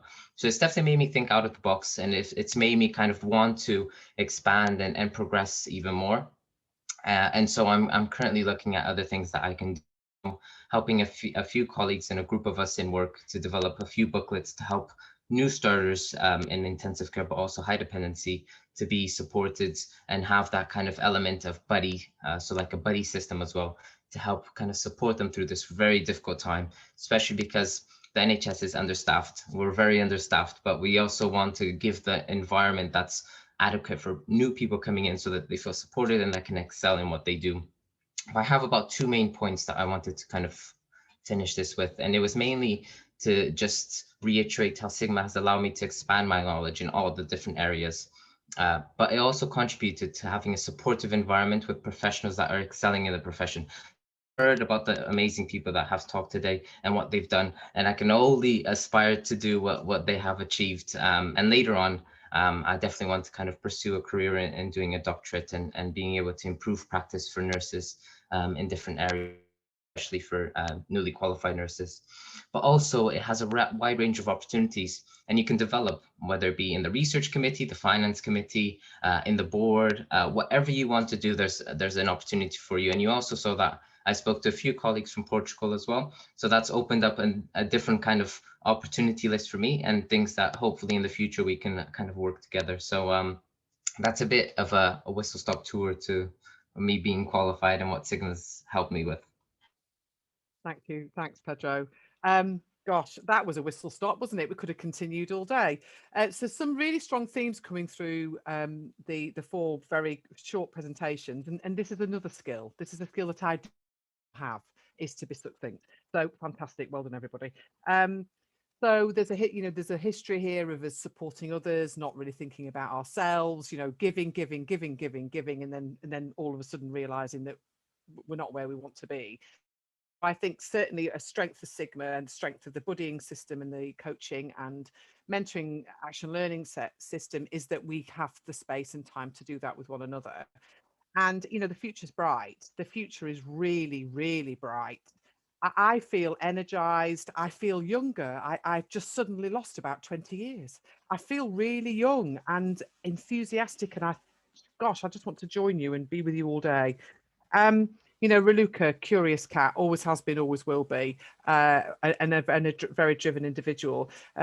Gary, for me, getting to know you over the last 18 months has been an absolute joy, and I want to reconnect with you now because we haven't spoken for a little while, and I would really a catch up with you, that would be fantastic. But you know, you all mentioned aspects and themes around person-centeredness and self loving kindness, and the importance of self-compassion.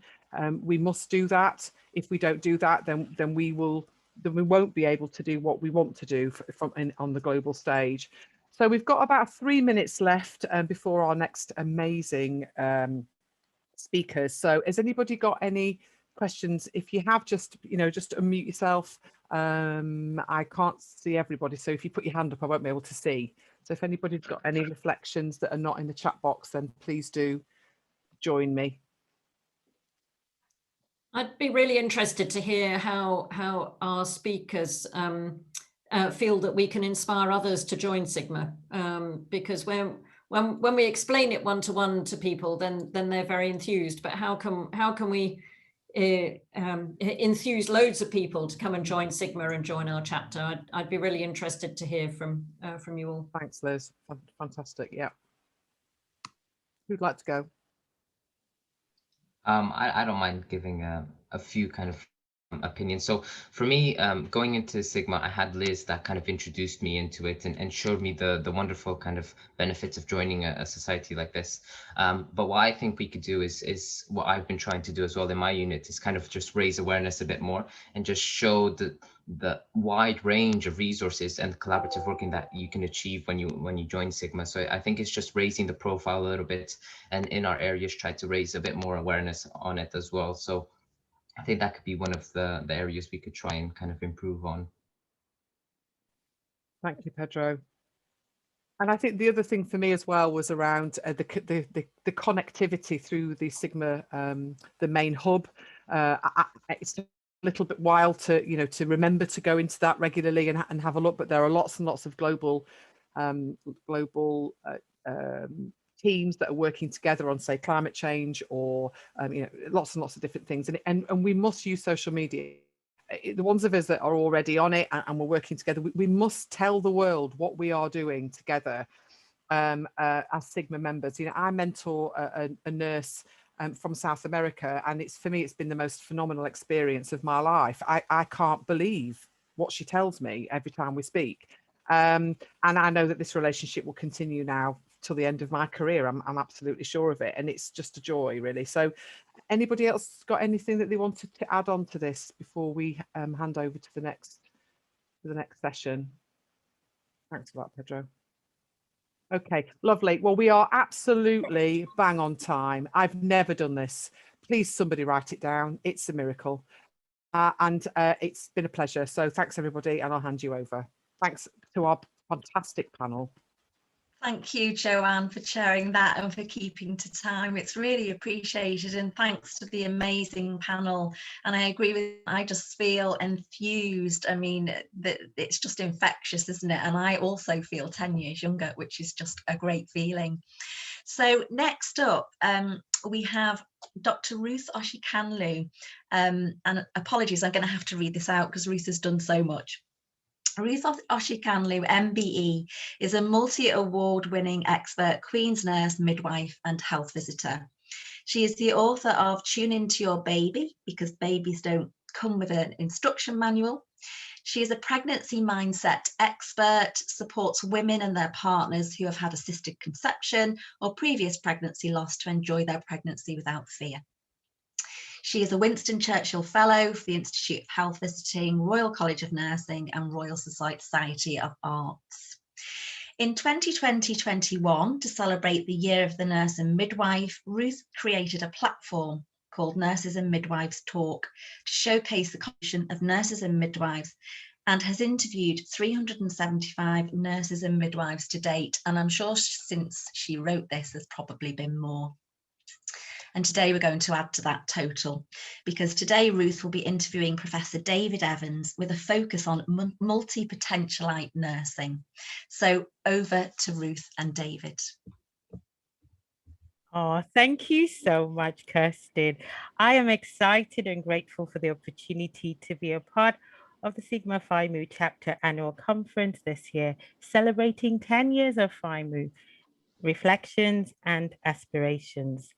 I wonder if it's possible to spotlight an eye on the screen, mainly because it's an interview, so it makes it easier to talk to David. Just to say, I tried to do that earlier on, and it would only spotlight one person. So I am a delegate, so it may be that the ones that are leading it might be able to do that. Yeah, the hosts. And then David Evans. Yeah, I'm here, Ruth. Fantastic. Thank you. Thank you very much. Good. So it was only a few months I joined the chapter after interviewing the CEO of Sigma, Lee Madigan, and did some research, and I felt compelled to join. So I'm quite early on in my Sigma journey. And as Kirsten said, last year, during the year of the nurse and the midwife, I had the privilege of interviewing 380 nurses and midwives around the globe. Professor David T. Evans OBE was one of those I interviewed. His interview stood out for me because we share something. We're both multi-potentialites. And I'm hoping to some of Raluca's questions, because it was only a few years ago I realized there was nothing wrong with me. I just needed to know how to best use my talent. So although this interview, this is an interview, I want this to be a very interactive session. David and I want that. So please type your questions, any questions you have, into the chat box, and I'll ask them at the end, as we'll have about 10 minutes. Before I introduce David, I just wanted to see via a show of hands, who knows who a multi-potentialite is? Just a show of hands. Does anyone know what okay. Nope. Fantastic. You're in the right place. Great. So you're in for a treat as David shares his career story and how he fulfills his many passions whilst retaining his love for nursing and education. I'll start by introducing David. Professor David Evans, OBE, has had 3 major interrelated careers since the age of 17. He started in orthopedic. He started his orthopedic nurse education in 1974. He later became a state registered nurse and spent 7 years studying for the Catholic priesthood. After ordination and 3 years in parish life, he left the church and returned to nursing, this time as a junior nurse on an HIV ward in the 1980s. After only 7 months and 1 cremation later, which we'll hear about, he got his first teaching post as a lecturer practitioner in HIV and AIDS. David has now been teaching for 31 years, building his profile with research, publications, and international conference presentations. David draws on the best from every stage of his life in multi-potentialite fashion, culminating in his current professorship in sexualities and genders, health and well-being. Welcome, David. Thank you, Ruth, and thank you everyone for inviting me today. I am excited to interview you today and learn how you fulfilled your career as a multi-potentialite nurse, leader, and educator. So let's crack on. My first question to you today is, where are you today and how did you get here? Well, where I am today is actually listening to each and every one of you, and I feel like saying, Ruth, there's no point in us doing this because they're all multi-potentialites. I think everyone should go and look in their closest mirror and see they are multi-potentialites. But you've asked where I am today. So yes, I'm a professor in Sexualities and Genders, Health and Wellbeing at the University of Greenwich. And this was a jump up job because before this I was a senior lecturer in sexual health. So it's been lovely to move from senior lecturer to full professor in one big jump. So that's a lovely opportunity. And even though my senior lectureship was in sexual health, when I was appointed professor, the letter came saying, yes, congratulations, you're going to be a professor in sexual health. And I thought, oh, I don't want that title though, because on the one hand, it makes me sound like a GU physician. They're lovely people. I love GU physicians, but I'm not one. And when I was considering all the stuff that I actually teach right across our 4 different nursing programs, midwifery and paramedic science, is not just about what people often consider as sexual health when they think about, unplanned conceptions, sexual infections, abortions. It's not the usual sexual health stuff, but looking more holistically at how sexual health and well-being is a part of each and every person. So that's why I came out with that really huge title for the professorship. Excellent. But before you got into got to where you are today, I know when I interviewed you, you talked about the priesthood, you talked about what attracted you to sexual health and eventually education. So connect all the dots for us. Okay. As I mentioned in that first interview to you, being brought up as a child, my mother bringing my younger brother and me up, a single parent family. And when I went to school, bit of a tough time, especially with homophobia. So I didn't feel as if school was a nice place for me. And I was really happy to leave at 16. And I left with 2 O levels, as they used to be called in those days. But the school I went to wasn't very aspirational at that time. Very few people were going on for A levels. And if you weren't considered to be of the type to go on for A levels, you were sort of written off in many ways. That's how I felt. So when I left school at 16, I really didn't know where my career would go. As a child, I was brought up as a Baptist, not as a Catholic, but as a Baptist. But I was always drawn to the Catholic Church. And I want to become a priest. And my mother would say to me, "You're too young to make that sort of decision." So when I left school, I wasn't sure where I was going. But I'd been doing some voluntary nursing with the Red Cross, and especially working on spinal injuries units. And it was there that I found out that I could go into orthopedic nursing at the age of 17, rather than wait till 18 for general nursing. So I applied for orthopedics. And both then and with registered nurse education, I didn't have enough qualifications. So I had to sit the old entrance tests to get in. So I think that's a wonderful example that I didn't have the qualifications to get into nursing, and now I'm a professor. So, great opportunities. And I think that should be a message to every young person, especially if they feel that there's not much aspiration in their own lives, is to start looking out for the passions that they have got within themselves. Excellent. So look for your passions, and it's not how you start, it's the journey, and the journey never ends. I always say there's no destination, and that's what I loved about interviewing you. So nursing, priesthood, education, how did you combine all of these? What's all this about being a multi-potentialite? Okay, well, I can't claim the origin of that wonderful word. The first time I came across it was on a TED talk by somebody called Emily Wapnick. And she did this 12-minute presentation. And I can remember hearing the audience as she was saying things to them.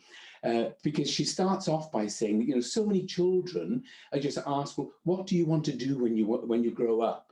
As if anyone's expecting them to follow through on whatever it is you choose when you're 5, 6 or 7 or something or other. I think I wanted to go in the fire brigade, the police service, the ambulance, all of them. I suppose anything with uniforms. That seemed to be sort of inspirational. So I wasn't too sure what to do. And then listening to Emily, when she's talking about being a multi-potentialite, she says to her whole audience that if any of you have thought, oh, well, I'd like to do this, I'd like to do that, I'd like to do the other, she said, you are a multi-potentialite. And that's one of the great things, is that there's so many different aspects of life that we'd love to do, and maybe life is too short to get them all in. But that doesn't mean that we can't try to get in as many as possible. And being a multi-potentialite, she says, is taking the best, the biggest bits of learning from each and every one. And when you listen back to the earlier speakers on here, look how they've taken the great potential from each and every role they've had, each and every job, each and every experience, sometimes even if it's been the negatives in life, maybe discrimination, maybe prejudice, and even poor mental health aspects at times. It's taken the greatest aspect of learning from that and building that in to who we are now today. Oh God, I love that. And I know that TED Talk, it was a big ha-ha moment for me. Because all this while I thought there was something wrong with me. Ruth, why can't you stay in a role? You can't keep a job. I looked at my CV and I thought even I wouldn't employ me, because every time I stay in a place, before long, I'm looking for the next job. So, and I'm so glad I'm looking at the chat, and Joanne Bosanket has put the link to the TED Talk, I think. If not, I'll share the link with everybody. That's great. Emily Wapnick's TED Talk, and that talk, it really resonated with me, because Emily describes multi-potentialites as having 3 superpowers. Idea synthesis, combining different parts of ideas to come up with a new idea. Rapid learning, a person who just learns new things very quickly. And adaptability, being able to adjust to new conditions. And we will develop this during the rest of the interview. So how did you come back into nursing, David, and get into teaching? Yeah, okay. That's really great that you've asked that one, Ruth, because it also taps into when people say that they've got imposter syndrome. And I know especially when I'm working with nursing academics and nursing students, just listening to the number of people who talk about imposter syndrome. So the question you've just asked me fits in well to this. So I started off, I did 5 years nursing, 2 years orthopedics, and then general nursing. And then I went off to study to be a Catholic priest. So that was 7 years. And then after ordination, I spent 3 years in parish life. I had a tough time and I thought, this is not for me. I'm packing my bags and walking out. And literally that's what I did. So I returned to nursing. But because I'd been out for 10 years, I was put on a junior staff nurses grade. For all of you that remember the old grading system, I was put on a middle D, but I jumped from a middle D, so I think that's a band 5. I jumped from a middle D to an H grade in just 7 months. And that's where some imposter syndrome came in then, because I heard about this teaching post. It was a lecturer practitioner in HIV, but I'd only been working on an HIV ward for 7 months, only just returned to nursing. So I thought, well, there's no way I'd get a job like that, but it really seemed aspirational. When I read the advert, I thought, oh my goodness, I'd love to do that. And so many of my colleagues then were encouraging me to go for it. But my first degree was in theology. I wasn't a qualified teacher at that point, and I was only a D grade, a first grade registered nurse, because I'd been out of nursing so long. So I didn't think I'd get it. And the roundabout story to that is, at first I didn't want people to know that I'd been a priest, but the news gradually started getting out. And one of the patients was coming close to death with an AIDS-defining illness. And he just said to me, Dave, look, he said, I don't know what my funeral is going to be like. I don't know how to arrange it. I don't know how to plan it. Would you help me, please? So I'd spend my shift working as a staff nurse. And then as soon as my shift was over, I'd take my uniform off and then just go in and spend some time with him planning a funeral. And we spent some time in doing this, getting it all ready for him. And as he got really close to death, he said, look, you're the only one who knows how to do this for me. Will you do my funeral? And I really didn't want to go back into doing that sort of thing, but felt obliged to do it. So that was all going on when the job advert came out for the lecturer practitioner. So I did apply for it, but on the day of the interview was the day I was actually celebrating this man's life and doing his final funeral. I was cremating him, and the whole ceremony went over a little bit long. So I had to phone the College of Nursing that was due to interview me and say, look, I'm just running a little bit late at the moment. I'm just cremating a patient. And when I got for the interview then, and there had been 5 others interviewed, and I was appointed to the post. And when I asked them why they appointed me, and they said, well, look, the others have been teaching for a good many years, and lots of the stuff they'll do around bereavement and loss will be coming out of textbooks. You've just cremated somebody. And it was because of that there was that meteoric rise to that post. And yes, there was imposter syndrome creeping in, because especially when I ran the first HIV course, there were some people in there who were ward managers and nursing officers, really senior people on this course. And inside, I was sort of crunching up, thinking, oh my goodness, I've only been a staff nurse for 7 months. What can I teach all of these people? And then I realized on our program, there was all this stuff about counseling, bereavement and loss, spirituality, all those different things were there, where I could bring a whole wealth of knowledge that they had never experienced.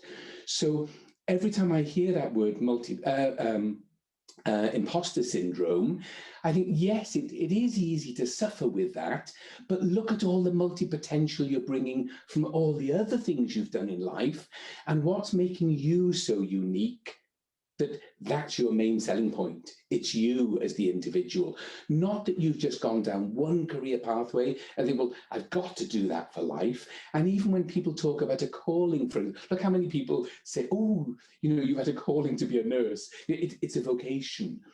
And that's usually an excuse not to pay nurses a decent salary, because they think, oh, it's your calling. But there may be many different things that people want to do in life. So really important to build on each one of them, not that you're leaving each one behind. Oh, did that, forgotten all about it. It's building on that to make the wonderful, unique person you are today. Excellent, David. You know what stood out for me, what you said? Your USP is you. And I want everyone to go home thinking, whenever anyone asks you, what is your USP, your unique selling point? It's you. There's only one of you on the globe, and you can only do things with your flavor. Whenever I go somewhere, I say, look, the flavor you're going to get today is Ruth Ochikan, and I'm going to douse you with it. Excellent. So I remember also, David, when I interviewed you, you talked about the golden thread through all of your life careers has been studying, because it weaves everything we do, that golden thread. Because I remember after training as a health visitor, I'd been a nurse, later an HIV specialist, midwife, and I really enjoyed it. But I wanted to weave all of that into health visiting too. I didn't want to choose to be either a nurse or a midwife or a health visitor. But no role within the NHS enabled me to do this.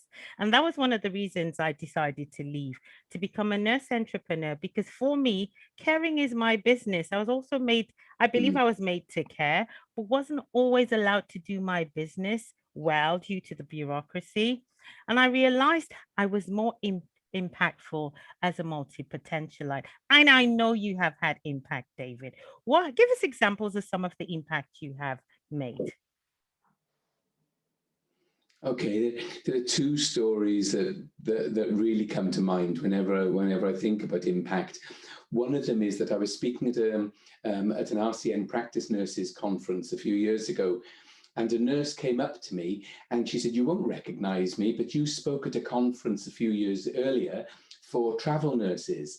And she said, I'm 65 now, just about to retire. And you spoke at that conference when I was about 60. And she said, when I go to conferences, I tend not to take notes from any of the speakers, but I just try to remember one key message from each person. And your message was, never do a travel consultation with anyone without mentioning condoms. And she said, so I don't care who the patients are coming into the door. She said, sometimes I'm going to have an old married man and woman couple coming in, and they come in for their travel jabs. And before they go, I say to them, by the way, do you need any condoms for your holiday? And she said, some of them may turn around and laugh and they say, well, thank you, we don't need condoms. But now as you're talking about this, do you mind if we mention? And she said, in the last 5 years of her career, this has just opened a can of worms. She said, people are saying things to her now that she'd never, ever experienced throughout her career. So that's one that's always stuck with me. Another one was a student nurse that I taught a few years ago. I had an email from him asking if I would supervise him for his dissertation, a mental health nurse. And when we met, he said to me, "You don't recognize me, do you?" Now, sometimes I'm teaching in classes of sort of 250 to 300 students, and people come and go. They may be late coming into class, or they may be popping out to the loo or something. So people come and go, and I don't notice their faces. And he said to me, "You don't recognize me, but you have taught me on quite a few occasions." And he said, "But the first time you taught me, it was on gender and sexuality issues. And the first thought I had was, why should I sit here and be taught by this big old puff?" And he said, "So I got up and I walked out." And he said, "But after that, you were teaching on a few other occasions." And I thought, I can't miss every lecture. I've got to go in and listen. He said, "But you've totally challenged and transformed my life here." He said, "Because I come from Angola." He said, "My country is very homophobic. My family are homophobic. My religion is very homophobic." And he said, "And I was very homophobic." And he said, "That's why I didn't want to sit and listen to you." He said, "Even when I went into practice, if I worked with lesbian, gay or trans people, I'd always avoid them." He said, "But since listening to the sessions that you've done," he said, "I've even joined the student LGBT group to find out more." And he said, "Now when we do get lesbian, gay, bisexual or trans people in," he said, "I go out of my way to ask, can I work with the person?" And it's to learn more from them as much as what I'm doing for them. And he said, just by being in those sessions, that was the word he used. He said, completely transformed the way he thinks about things in life. And I think as a teacher, if I can have that impact, when I go into a classroom, if I've got 300 in there, and if I can just do one little bit of good for those 300, and if they go out and do one little bit of good, then from one person, that's now increased by 300%. And I'm not very good at maths, but I know that's 300%. Excellent, David. Wow, many thanks for sharing your career story with us. For many years, I struggled within nursing. I could not choose how I wanted to nurse, and I kept changing jobs. I felt unfulfilled and I did not fit in the profession until I discovered I was a multi-potentialite, someone with many true callings. And my hope for our profession is that nursing allows more potentialite nurses to remain within nursing, not force them out, utilize them to grow to their full potential. So what advice, David, will you give to a fellow multi-potentialite nurse?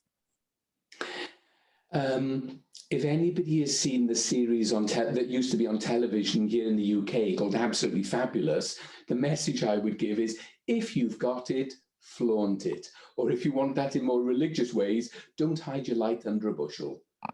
Okay, that everyone, and even listening to people today, look at the greatness in everything that people have said now today. And it is building on all these different aspects of lives that, you know, we're still nurses, whether we go into management, into education, into research, it's still all nursing. But rather than saying, oh no, I'm in education now, so I don't think back to my nursing. No, it's because of the nursing that's making the education today. So it is building on this. If you've got it, flaunt it. Oh, I love that. If you got it, flaunt it. Fantastic. And we're both flaunting purple, aren't we? You planned this. Thank you so much. We got about you're most welcome, David. We got about 5 minutes for questions. And I saw there was one post. Why do so many of us have imposter syndrome was a question that was asked. What do you what would you say, David? Maybe it's the way that so many of us are brought up. And especially when you look at gender differences and even professional differences. Like, if you get young people going into medicine, can you imagine too many of them talking about imposter syndrome? But when you talk about nursing, look how many nurses, even when they're asked, well, what's your job? What do you do? I am only a nurse. There's nothing only about it. And I think that's it. It's sort of built into us, maybe as individuals, maybe different genders, and certainly different professions. If you think I am only something or other, then that's not flaunting your real potential, and it's putting yourself down, I think. Most definitely. If you've got it, why don't I see it? I see it as shining a light, you know, as you said, Yes, yeah. if you have a light, you don't hide it. And if all of us were shining our lights, and that was one of the aims of the interviews around the globe, 300 nurses and midwives and health visitors shining their lights. And as you said, I totally agree. It's the way we're conditioned, raised within the profession to believe we're only nurses. In fact, the hashtag for the series was not just a nurse, midwife, health visitor, because we're not just nurses. As Raluca said earlier, we're also human beings, we're brother, sister, some of us business owners, you know, and if you're a parent, you manage your household, managing teenagers, they're not all easy things to do. So you're not just a nurse. Let everyone know the difference you make to those you serve. I'm looking through, there are no other questions that I could see in the chat box, but didn't know if anyone had a question they wanted to ask before we conclude. Ruth, just to interrupt, what is happening in the chat is that there's some suggestions about putting some of these inspirational stories together as a resource that would be helpful perhaps for nursing students in the future, perhaps as a video or another resource from the great talks we've had today, including David. So I wondered what you both thought about that. Yes, again, we both believe in flaunting. In fact, all those interviews, the 380, they're on Facebook, but there's plans to move them to independent website so that people can easily access, so you don't have to be on Facebook. So watch this space because I'll be making more announcements. But I also don't want those stories to die and just to be viewed. So we plan also to be writing 3 books, because we tried to fit in one book. 380 stories would not fit in it. So we've developed 3 themes. And so watch this space too. I'm sure this is going to be recorded. I give permission to share share it on YouTube, so that, because one of my missions is to ensure that multi-potentialite nurses and midwives and health visitors remain within nursing, midwifery and health visiting. If I could find my way, David can find his way, you know, why can't others find their way too? Why can't they use all the talents they have? Even if they have multiple talents, why can't they leave it within nursing? And to start to change the system so that we celebrate being a multi-potentialite. I don't know what your thoughts are, David. Yeah, Ruth, can I just say one thing to that? The image that sprung into my mind, look how so many nurses in so many posts, especially in sort of bureaucratic organizations, may think, oh no, I have to stick within the confines of my job description. I can only do what's in my job description. Well, look at me cremating a patient. Now that's like the extended role of a nurse. But my current manager, a really good friend of mine, I went into her office once, and I always tell her whenever I have to go to her office, it's like being summoned into Sister's office. She said to me once, she found out I was doing something, and she said, David, you tend to fly under the radar a little bit. And then sometime later, there was something else happening, and I told her what I was doing. She said, I didn't know you were doing that. I said, flying under the radar. And I think that's one of the important things for us, because so many of us, like, listen to everyone this morning, there's so much passion about what to do. Yes, we have to be careful that we don't overwork so much that we're going to burn out because of all of this, but we will work in different ways. Some people are really fantastic at carrying out their job description and doing it perfectly. For others, the job description is a bit of a limitation, or maybe a springboard to do more. And I think that's where, listening to everyone this morning, you're all managing so many different things. Or as Raluca said about wearing different hats. You know, look how many different hats people are wearing in the jobs you're doing. Excellent. Thank you. We're bang on time. Thank you so much, Liz, Kirsten, and the other organizers of the conference for the opportunity to interview David today. Thank you indeed, all of you. And to David for sharing your story, and for the wonderful audience that has been so engaged. Thank you. Oh, thank you. Thank you, Ruth and indeed. David. Thank you. Thank you.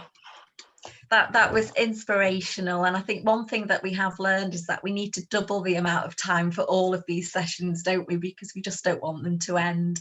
But I'd now like to hand over to our colleague Danny Collins, who is a Sigma member, and she's going to chair the next session. Thank you, Danny, which is called Memories of Nursing. So over to you. Thank you, Kirsten. Hello, everyone. I will introduce our next speaker, Professor Gail Thomas, who is an emeritus professor from Bournemouth University. She's also going to talk about her amazing project, Memories of Nursing, and fully supports the value of collecting the stories of nurses and midwives in order for us to learn from the past. Professor Gail, over to you. Thank you very much. And thank you for inviting me to participate today.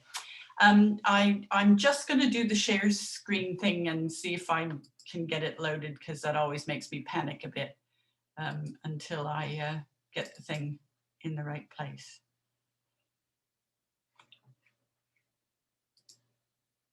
Can you see that? Yeah, good, okay. Right, well, as Danny said, my name's Gail Thomas. I'm an emeritus professor. That means I've retired. I highly recommend it. I had a wonderful career as originally a nurse, then a midwife, and then an academic for a very long time. My last substantive... Gail, sorry to interrupt. You just need to click onto the bit on your presentation, which is show presentation. So it's either at the top or the bottom, because at the moment we're seeing all of your screen. Oh, that's not very good. Where show presentation. Go to the if you go, it's usually near the bottom of slideshow. Gail, it's slideshow. That one at the tab. Yes, that's it. Yeah, is that right? Yeah. Did that change anything? That's good. And then maximize your screen, and it should on the green button, red, yellow, and green. If you press on the green, the whole screen will be. That's it. Is that it? Lovely, brilliant. Thank you. That's better. Looks tidier, doesn't it? Okay, so yes, I had a wonderful career as a nurse midwife and then academic, and my last job was as the Dean of Health and Social Sciences at Bournemouth University. And one of the things I did in that role was participate in this Memories of Nursing oral history project. And I'm very pleased to say that Eileen Richardson, who's with us today, was a fundamental part of the inception of that project. And that's her on the right, looking very young as she finished her nursing career or her nursing training in Edinburgh. And Eileen, jump in if you want to add anything to the discussion today. So this is really a whistle-stop tour through this project. As I said, it started with Eileen in 2009, and she, as well as being a nurse academic, she was a trustee at the Retired Nurses National Home in Bournemouth. And there was a small group of us at the university who were interested in the history of nursing and wanted to take advantage of the fact that we had this home in Bournemouth to be able to interview elderly midwives, to be able to learn about their experiences, both training and practice. And a lot of these people were practicing when the NHS was incepted and practiced during the war, and some of their stories were wonderful. Just a little bit about the Retired Nurses National Home, very, very special place, established in 1937 as a safe haven for retired nurses at a time when nurses couldn't get married. Nurses lived in a nurse's home when they worked at the hospital. They got quite a lousy salary and very little pension when they retired. So there was, you know, nurses who were destitute really when they retired. So this wasn't a home for sick people. This was a home for people who had nowhere else to live. And it was really supported by the Queen of the day. And it was really recognized as an important social development. It started as a residential home, but now offers care to a wider group. So the project itself, we secured ethics approval and started to do some interviews in 2008 and 9, but it was kind of on top of the day job. We didn't have any funding for it. And so 8 interviews were conducted. I must actually mention Professor Fran Biley, who was really a driving force in the project alongside of Eileen. And it was really Fran who got us engaged in starting these interviews. Sadly, Fran passed away before the project was completed, but his ideas live on. We got some funding finally in 2015, Heritage Lottery funding, and part of the HLF funding arrangements are that you need to engage the community. So what we did to start things off was curate, it sounds rather grand, put together anyway, an exhibition about the history of nursing in Bournemouth Library. And through that exhibition, we recruited some volunteers who wanted to participate in doing some of the interviews, and they were trained by the Dorset History Centre. And then we also secured a web designer, Tom Bedford was his name, and a good part of the funding went to being able to create the website so that we could have an archive that nurses and people interested in history could access the voices of these nurses that we had interviewed. So the kind of thrust of the website, yes, you want to be able to preserve things so generations of nurses in the future can hear these stories. It means that you've got access widely around the world. It can be compatible on all sorts of devices. People find it through search engines very easily. And it's an accessible method because people can use tools if they have disabilities to be able to see the screen and get the information. So the examples of the content that we had digitized and put onto the website, some of it was opportunistic, some old stuff that we found hanging around, if you know what I mean, both at the retired nurses home and at the university. So booklets about the home. There's over 30 audio clips from the interviews that have been put into themes, so you can actually, go and listen to hygiene, issues to do with hygiene in the past, at a time when even antibiotics weren't available, so how important it was, or if you want to find stories about nursing in the war. There was a wonderful video done in 1992 about the home that is done by the BBC, and that's on there in its entirety, and then lots of photos and other memorabilia. And information about the project. And Mary Culverhouse was one of the participants, and she's kind of become our poster girl, really, the image for the project. So there's some research papers in there. I must confess I had written about history of nursing and midwifery as part of my PhD, and so I actually put some chapters on there so that people could have a bit of context, really. And quite early on, when we launched this website, the British Journal of Nursing commissioned us to do a series of articles about the history of nursing, recognizing that there really wasn't enough out there. So you can see in that picture, we've got Mary Culverhouse, we've got Eileen Richardson, and that's me as a brand new nurse a very, very long time ago. We can have, we've got an email account so that we get messages in periodically from people who are interested and want more information. So that's a useful tool on the website as well. And then this is just a kind of the last 12 months, really, who's been looking at the website, where they're from. And I must confess, I presumed when we launched this website a number of years ago now, 5 years ago, that the number of visits would decrease, but that's not the case. The number of visits has maintained, and really 25,000, actually Google says that only accounts for about 60 or 70% of the visits. So it's probably more like 32,500 people had a look on the website. So it's good because the message is getting out there, really. And this is just a kind of map of where people have been from. And although the main visitors to the website have been from English-speaking parts of the world, you'll see that it's most of the world. Greenland seems to be empty, but most of the rest of the world has dropped into our website at some point in time.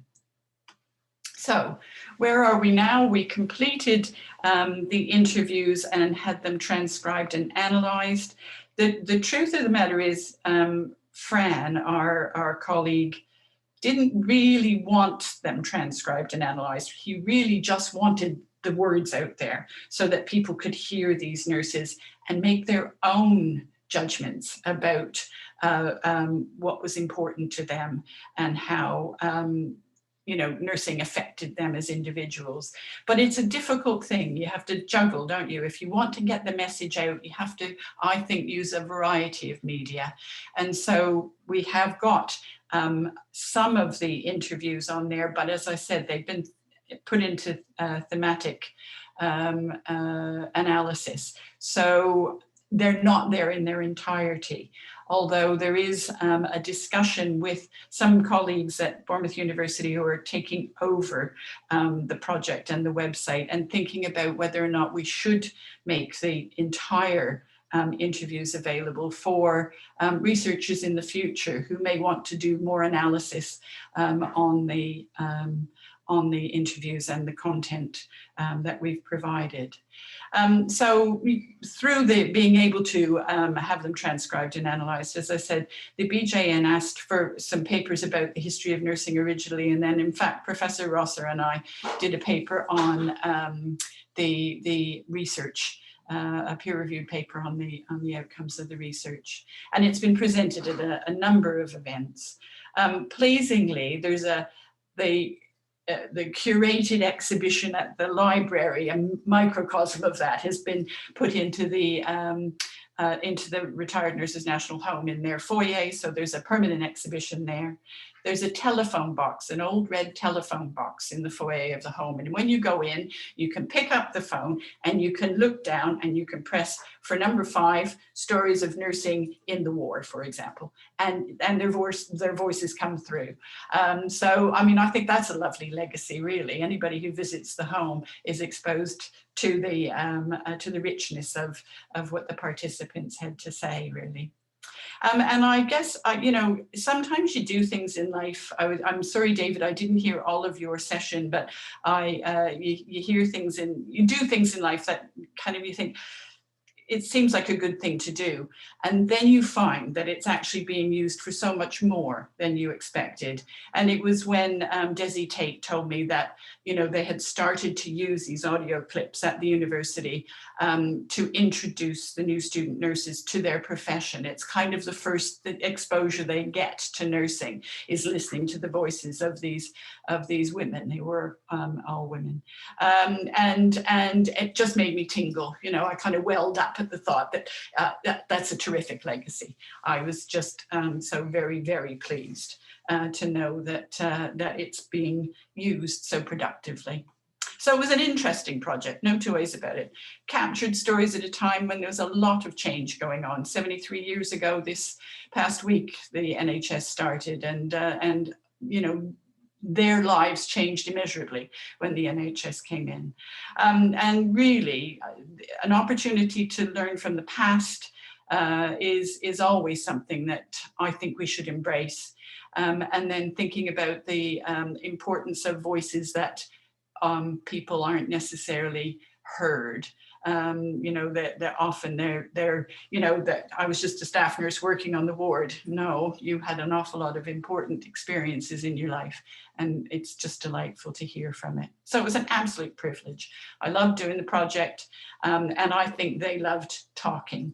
They had the opportunity to, you know, think back and reflect on things that, you know, they probably hadn't thought about for a long time. And every interview was really an hour, and some were considerably longer than that, because once you press the button, sometimes they just like to carry on talking. And so do I like to carry on talking, but I know that you've got your break coming up shortly. So I will pause and just see if anybody would like to ask any questions or share any comments, really. I just need to work out how to get out of this, don't I? Thank you, Professor Gale. I think to get out, you need to press stop share. Yes. Yeah. Let's see if that works. Yes. Perfect. Well, that was thank easy. you. Thank you very much for that amazing project and your inspirational presentation of the work you have led on. There are a couple of questions, or rather a large question in the chat, and I'm just going to read it.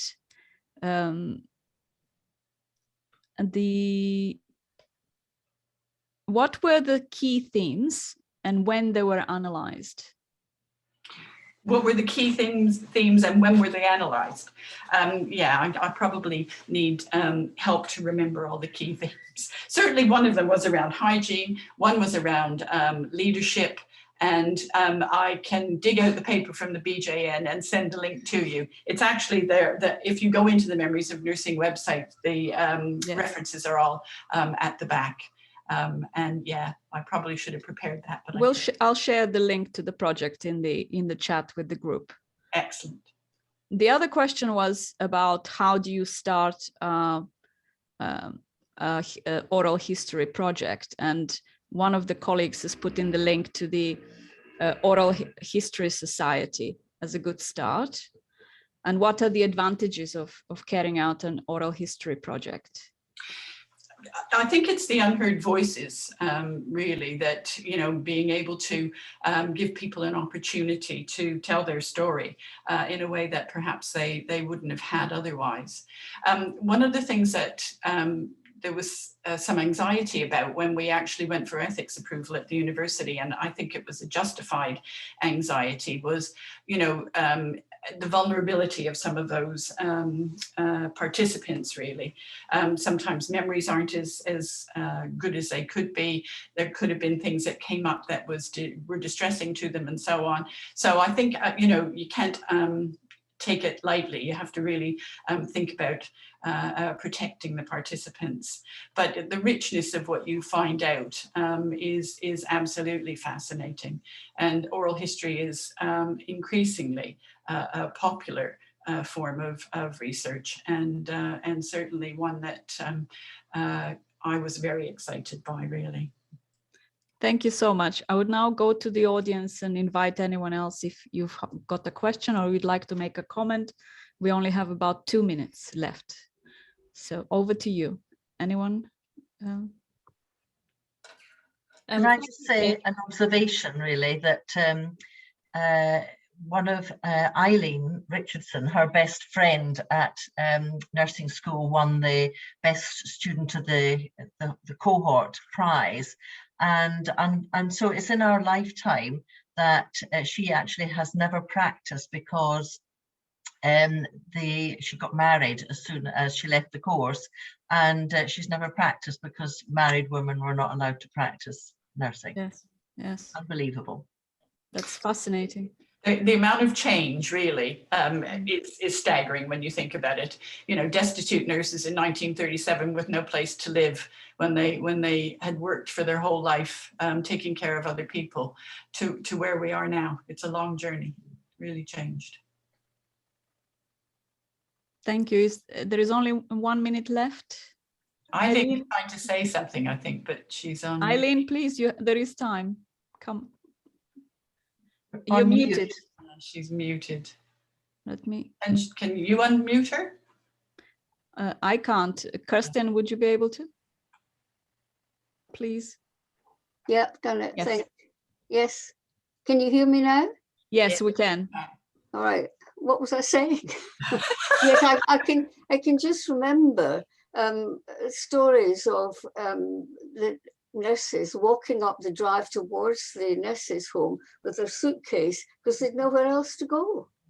It was really sad, but that was something that the home offered, and there have been conserved the diaries about the setting up of the home in the Dorset History Centre in Dorchester. So they were handwritten diaries about that setup and how it was achieved. And Wonderful it was resource. a very interesting experience to be involved. Yes. Yes. Thank you. Thank you, Eileen. Thank you, everyone. Thank you, Professor Gale. I think that's time. I'll hand you over to Kirsten. Oh, thank you, Danny, for chairing that, and a huge round of applause to Gail. What a fascinating project, and it's great to see that we'll be able to look that up further. So thank you. Well, what an interesting and inspirational morning. It's just been fabulous. So thank you to all of our speakers and great chairs. We have about 10 minutes now for a quick break, and I'll see you all at 1 o'clock for our next session. And yes, I think the PowerPoint presentations will be available, Philip. I'm sure that we can share those. So thank you, everybody.